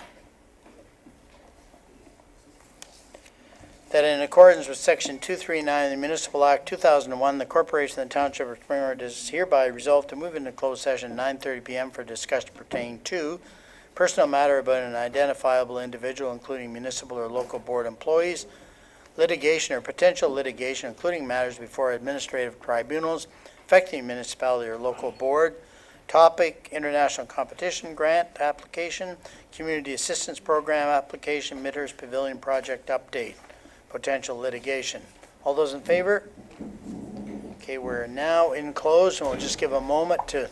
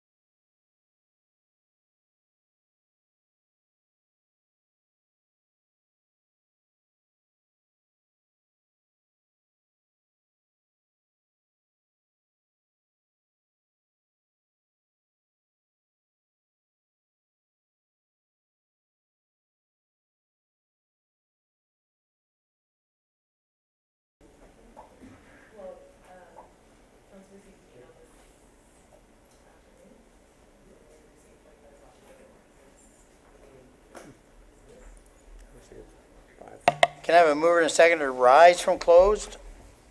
Hannah and Coghlan.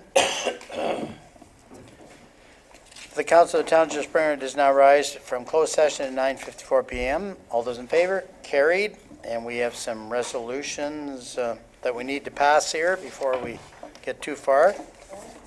I need a mover and a seconder for the $1,000 international competition grant, McConkey and Coghlan. For the report from the Chief Administrative Officer and Director of Recreation Parks and Properties regarding international competition grant application date June 6 be received, and that $1,000 grant be allocated from the International Competition Grant Fund to a Springwater resident. All those in favor? Carried.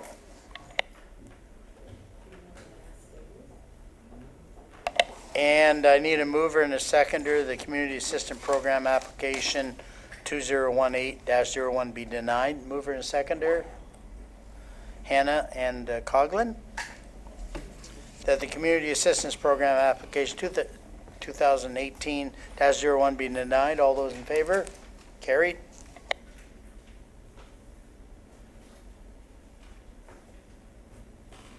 And now we're down to the confirmation bylaw. Mover and a seconder. Austin and Ritchie. That bylaw 2018-042 to confirm and adopt the proceedings of council at the regular meeting held on June 6, 2018, listed here and be signed and sealed by the mayor and clerk. All those in favor? Carried. And now for an adjournment bylaw, or adjournment. Mover and a seconder. Coghlan and Hannah. Feels like a bylaw. That the regular meeting of the Township of Spring River does now adjourn at 9:55 PM to meet again. Regular meeting on June 20, 2018 at 6:30 PM in the Council Chambers Administrative Center, Minnesting. All those in favor? Yep. Carried. Meeting is adjourned. Thank those at home that stuck with us.